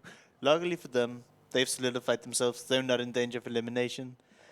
So they can, you know, just have fun with this game if that's what they choose to do. We do see that Welcome to the Lobby have found themselves right next to OMG, and God hits a headshot onto Eclipse. How many knocks will Welcome to the Lobby get put onto them now? They've been doing it to Rosq Squad over and over again, but now the tables have turned and OMGG are the ones trying to deliver it. A long-distance nade doesn't quite connect, but it was close enough, and God is looking for more. He's understanding that he might be able to keep them at bay and control Everest for a little bit here. I'm loving it, right? Earlier on in this competition, in this tournament, we didn't see that many bolt action snipers coming out, but today they've been everywhere. And it's such a powerful weapon to have. You land that headshot, you're not just ripping apart their helmets, you're also taking them down very quickly here as we get a shift again. Look right at those on top fields. of Kuma, There's but so it many is fields. all in the open. These fields will become so hard to fight in, and if you're a team now having to rotate in, you're quickly saying, okay, which compound do we check first? Because if we make the wrong decision, there's a team already in it, could be game over. But also, if we make a wrong decision and there's a compound where we can't actually get to it, then rotating to find another compound is probably going to be even harder. But like you mentioned, Kuma, they need every point they can get. Currently in 18th position. They're very, very close to being in the top 16. But if they fail a breach now, if they get breached, they get run over, they're out. They failed to do it the last game. They could easily have gotten top 3 if they could stay alive in the compound. I have to see. Can they scare off the enemies? Can they stay in? And we're into circle 4 and they're dead center. B13 got sandwiched between DM and Ultra and seemingly have been picked apart all bar one member here. Yeah, Romania tried to push M19 and they're just getting torn to shreds. We only see Chris alive. Rogi did just get knocked by Chris and he also got flushed. Oh, he didn't get flushed. He's still alive. Sorka straight out that window to try and make sure he can give him some cover, but at least for the team of M19. No, Stumpy just knocked his teammate with a nade. No. Kuma, no. Are they getting breached? They're getting breached and they're falling apart. Initial team kill. Welcome to lobby here. They're down to 3, but can Kuma hold on to life here? It's all about that communication when it comes to you throwing a nade too Taps far. is getting naded once, getting naded twice. Doesn't connect though. He's hiding behind that rock. He's got enough cover to play from. Eclipse is pushing up onto him. Taps, he needs to deliver it, but it's not going to happen. He gets headshot and he's going to get flushed out. This is exactly what Kuma didn't want. They had the circle, they had the spot, but now pressure is being applied to them. They've lost one man straight away. Bullet is at least going to get himself back up, but it's not fully in there. His teammates going to have to work some magic if they want to keep this going. And Welcome to the Lobby is starting to show their stuff and say, all right, guys, we are here. We are going to take this doing? compound. Help your team. Play as a unit. Bullet don't run into you, but... Oh, I mean... I feel like if you're Welcome to the Lobby, you just... Hey, it's Kuma. This is free. We can just run over them. And look at this. Kuma, no teamwork whatsoever right now. Even team kill coming in. And Lachi, he's like not even trying to get into the fight. He's like, yeah, if you guys die, I'm just going to try and snake. As you see Bullets getting taken down. No response from any of the teammates. And then we just see Lachi and Slumpy. They're snaking. They're like, oh, we have some bushes here. Hopefully we're going to be fine. OMGG though, they're raining down hill upon MG and other teams. They've been doing work. They were on top of Everest. We saw the circle shift hard away. I don't know where they moved to now, but they're doing work. And somehow Krish managed to take down Hate Hope as well. And that leaves Thanos and Solka to leave this compound here and try to make it into the fields. I believe they're maybe going to go for a vehicle compound. Not too sure yet. But Chris actually did a lot of damage when he was in a 4v1. And he's still alive. He's making it into the zone here. We see OMG. He's running into them though. OMGG and Magic at the compound. Chris stopped in the field. Uses his buggy for cover for now. I have so many questions for Kuma. If you were going to do that, you should have disengaged as a 3, not allowed Bullet to go down on his own after you lost the first player. It's just one of those things where we just get really confused by it, and hopefully they've not messed up their chances of getting into the top 16. They're currently sat in 18th. The circle goes down again, this time towards the southwest, and it does still include lots of teams within it. We're at phase 5, and this is where it is going to be difficult. Vehicles are getting blown up. Smokes are already being deployed. Players prone on the floor, snaking their way through, because this is how the fields work. It can be a true slaughter fest, a true killing field as it be, if these teams aren't careful. Oh yeah, this is very scary. Luckily though, for all the teams that are in the southern side, the chopsticks are the new zone, so it's not going to be a ending full of snakes in the field. I mean, it might be an ending for the snakes, but At least a lot of them will have the chopsticks to work off. There's a few more compounds in DM. They played this spot so many times now. And it finally pays off. The circle goes to their side. And they can take control over that western chopstick. When I say chopstick, it's more like a tunnel, a drainage system, whatever that may be. But if you look at them from above, in a helicopter view on the map, it just looks like two chopsticks right next to each other, hence why they have that name. You're going back talking about chopsticks to make me hungry again, Larson. I don't need to be hungry at this point. I need to see what's going to happen on these kills. As ASE, the other team battling it out to an attempt to stay in, finding themselves under pressure from OBS. Champion goes down, OMGG, having a battle back now. They were up on the fields, killing everyone from a high. But now they seem to have some pressure thrown back towards them. 20 minutes into the game, still 15 teams alive, just showing how much how hard these teams are trying to stay alive to get all the points that they need to stay in the tournament and not be disqualified. 21 minutes, 15 teams. We're down to just 38 people, and we see Romania. They go out in 15th. One less team to worry about. But I mean, nobody's worried about them. They're dead last. They can't throw away anything or anyone. Epic here, finding knocks onto Solke, onto Loverson as well. This is really good rest. Now under pressure, needing to change things around. Boyz is there. He would have heard that go down. Is he going to step up and try and fight off against this Bag Excise? Found himself one kill instantly, and another team will go down. OMG. Kuma has been slowly picked apart. Only one player left alive now for them. OMGG, they died early. That means they're out. They do not have a chance of qualifying. Epic currently in 11th. They're not really too scared now. Bemyloot under a lot of pressure here. Knocks coming in on them. OBS also getting knocked by Ace. That's actually huge for Ace. If they can eliminate OBS here, they might be able to go over them in the positions.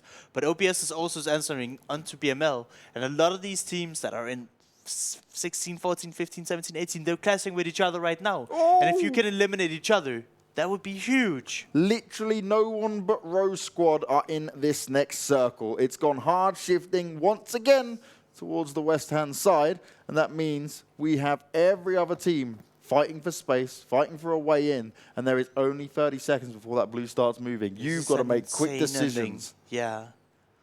You need to fight for these chopsticks with DMSN. Try to make sure they can take control over all of them.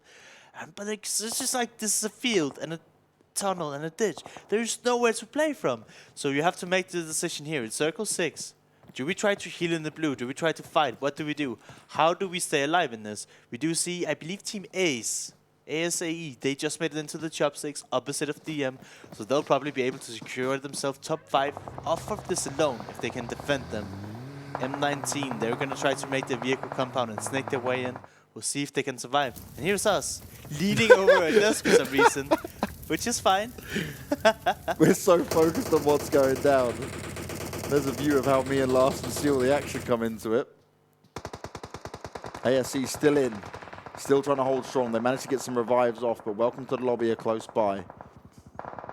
And this is where so many decisions need to be made for these teams, Larson, in terms of do they now decide whether they want to drone up and just chill out, or if they need to go aggressive and get these additional kills because of just how many teams are left.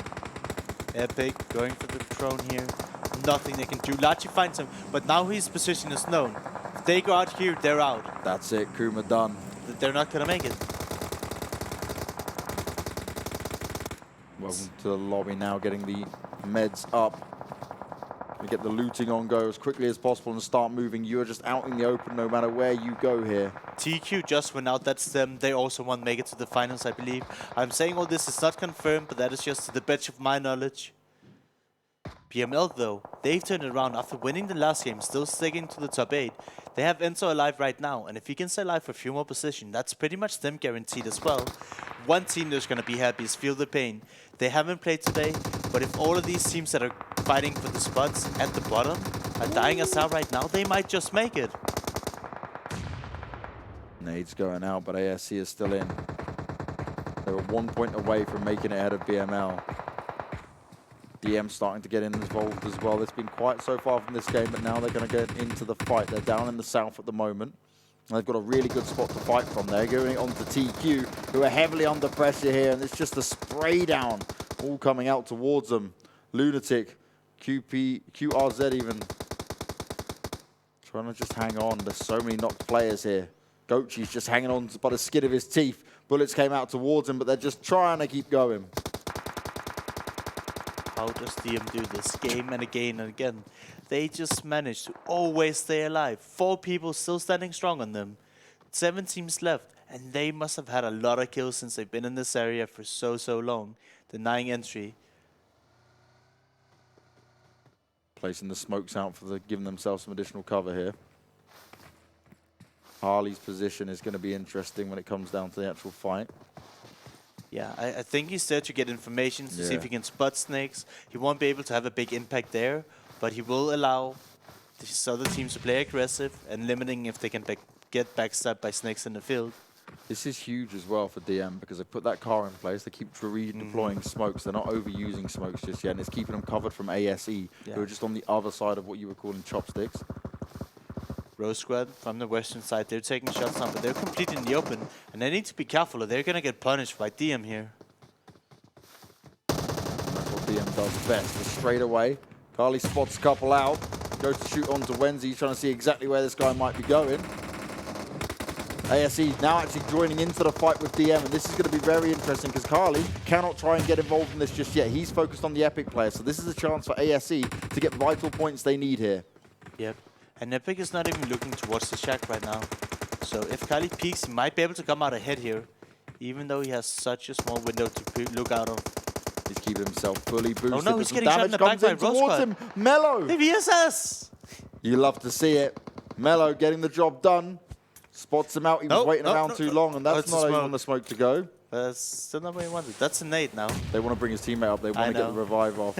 He's slowly going to work his way up, but he has to be so careful. He knows that smoke hasn't given enough cover just yet, and he's going to try and get the run in.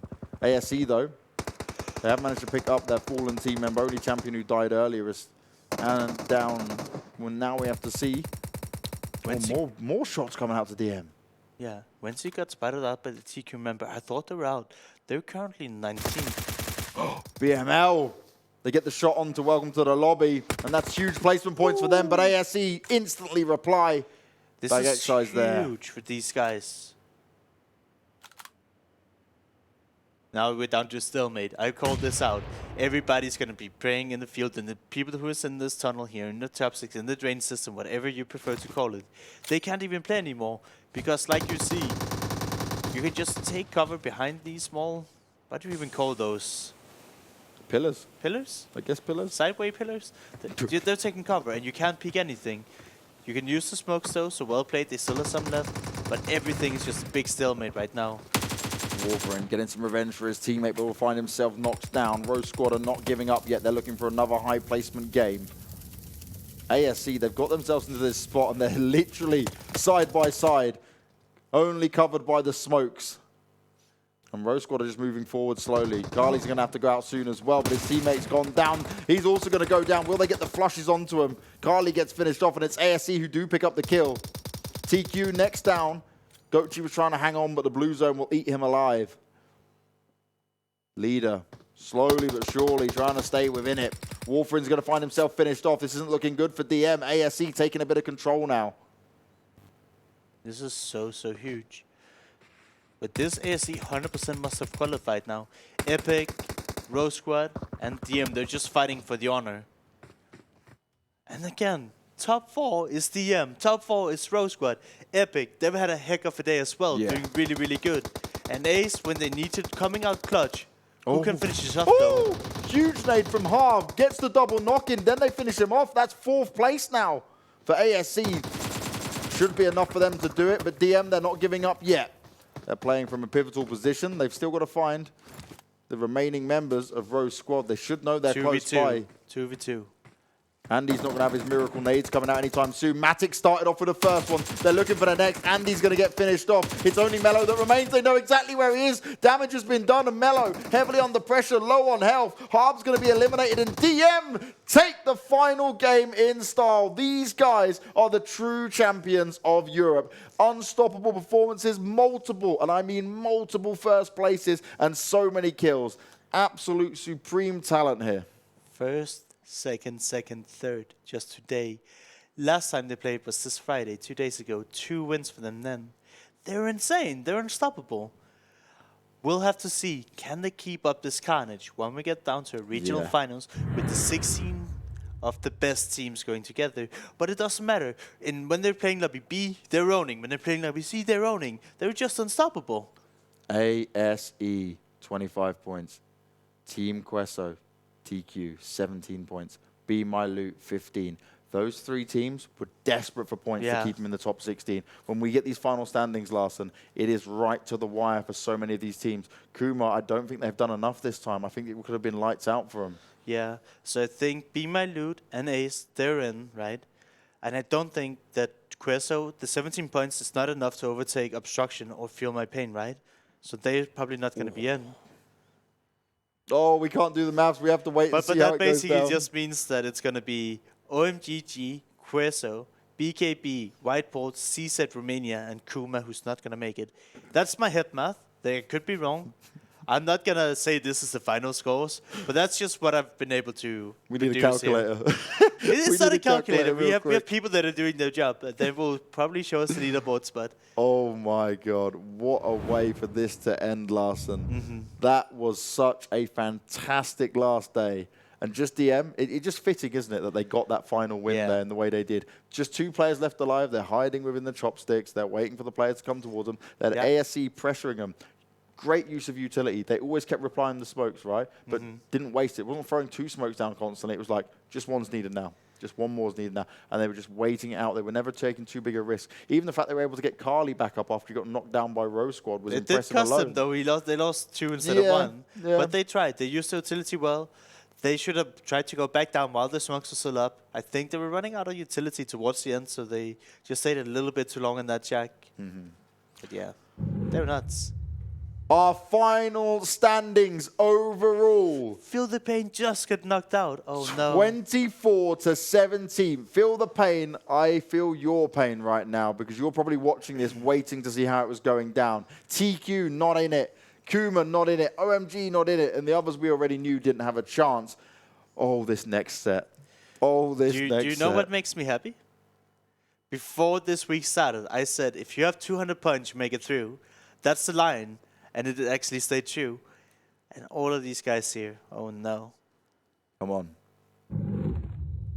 Bemyloot, Obstruction, Magic, ASE, B13, FromHell, EpicGang, and Welcome to the Lobby are your first 8 teams guaranteed to the regionals here in Europe. And my, oh my, you were almost spot on the money. You need around 200 points. From 11 upwards, they had 200 points. And there's the other ones who are fighting out right to the wire. Look how close some of these points are. Bemyloot, 178. They have the exact same... 184. Yeah. Magic, 186. There's just a couple of points in between each place. How many kills did Feel the Pain have? No, they're at the bottom. You don't even need to update, sorry. But I mean, Bemyloot and Feel the Pain, they have the exact same amount of points. And then I believe whoever has the highest kill points will go through. So I'm just curious how many kill points that they have. It doesn't show? 51 and 51. They're then exactly how's that decided? It'll be down to whoever got the most wins. Yeah, perhaps. Oh. 178 points for both the 16 places. Look at that! They're exactly the same. Oh, God. I'm going to have to consult the rulebook, but I believe it's if they've had the wins.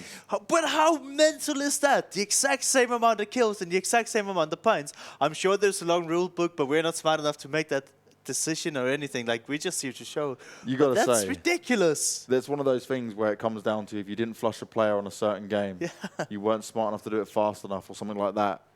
Oh, so Feel the Pain. We said you're out of it. There's potential that you're not fully just yet. DM99, though, 429 points. I think they gained like 80 points today. No, way more than that. They were on 230, wasn't they, when they started? They were just like low. They were, yeah. Wait, I thought you said 80 points. They got well over 100. That's fine. They've gotten well over 100 points today for sure. Well, they've got 138 kill points in there either way. Way above anyone else. Not even close to them. Closest in Rosq squad today, who did come out with a big bang. Avangar still hung on to that second place by 1 point. Ultra Team in 4th. Unique 5th. M19 6th. DMStorm 7th. And Rest 8th. And Rest, honestly, this week alone, they did really step it up to a whole nother level. Yeah. They brought a different caliber of play and a smarter play as well. Solke, I think, on an individual basis as well, delivered on very good performances because he was the man who was always starting these engagements off. So he had the confidence to go into it. And there you go, looking at Avangar compared to Rosq squad, just 5 kills separating them. But in total, the points is only 1 point different. So going forward now, right, if people are wondering, this is the semifinals. When are the regional finals going to be? We don't know the dates yet, but we do know they will happen next month. Yeah. So you want to go over to the website, PUBGMOBILE.com, and all the news you will want will happen there. And for me personally, what I take from this, I want to see DM99 go to the regional finals, win that, and then I want to see how they perform on a global finals that will happen in July. They certainly looked like the most impressive team by a long, long way. Very good performances, so many wins, a big round of applause to them to getting first place because that proved everything we were just saying in terms of how you rotate, how the teamwork is, how they were reviving players at the same time. Very smart stuff from these guys. That is us done. Thank you everyone who's been a part of this incredible journey. It is only just beginning. This is now taking us to the regional finals for Europe, and there'll be regional finals for every other region. You can find all the information at clubopen.pubgmobile.com.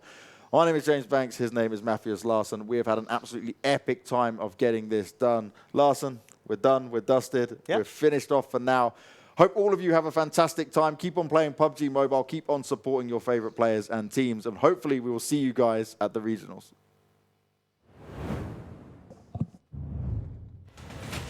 Zombie, Darkest Night, the newest mode in the zombie universe, is here. This time, the rules are different. No more parachuting, as players will be placed at random locations on the map when the match begins, and there is no single winner. Players must work with their teammates to spend one long night in the match and stay alive until the sun comes up. Waves and waves of zombies will spawn during each of the 3 foggy periods at night, and supplies should only be scavenged when the fog fades. The main objective is not to defeat other players, though this doesn't mean they are harmless. Players may need to work with other teams when necessary, but should also watch their backs in case the Fragile Alliance goes south. This will be a unique experience for every player involved. This new mode also comes with a passive skill for every player.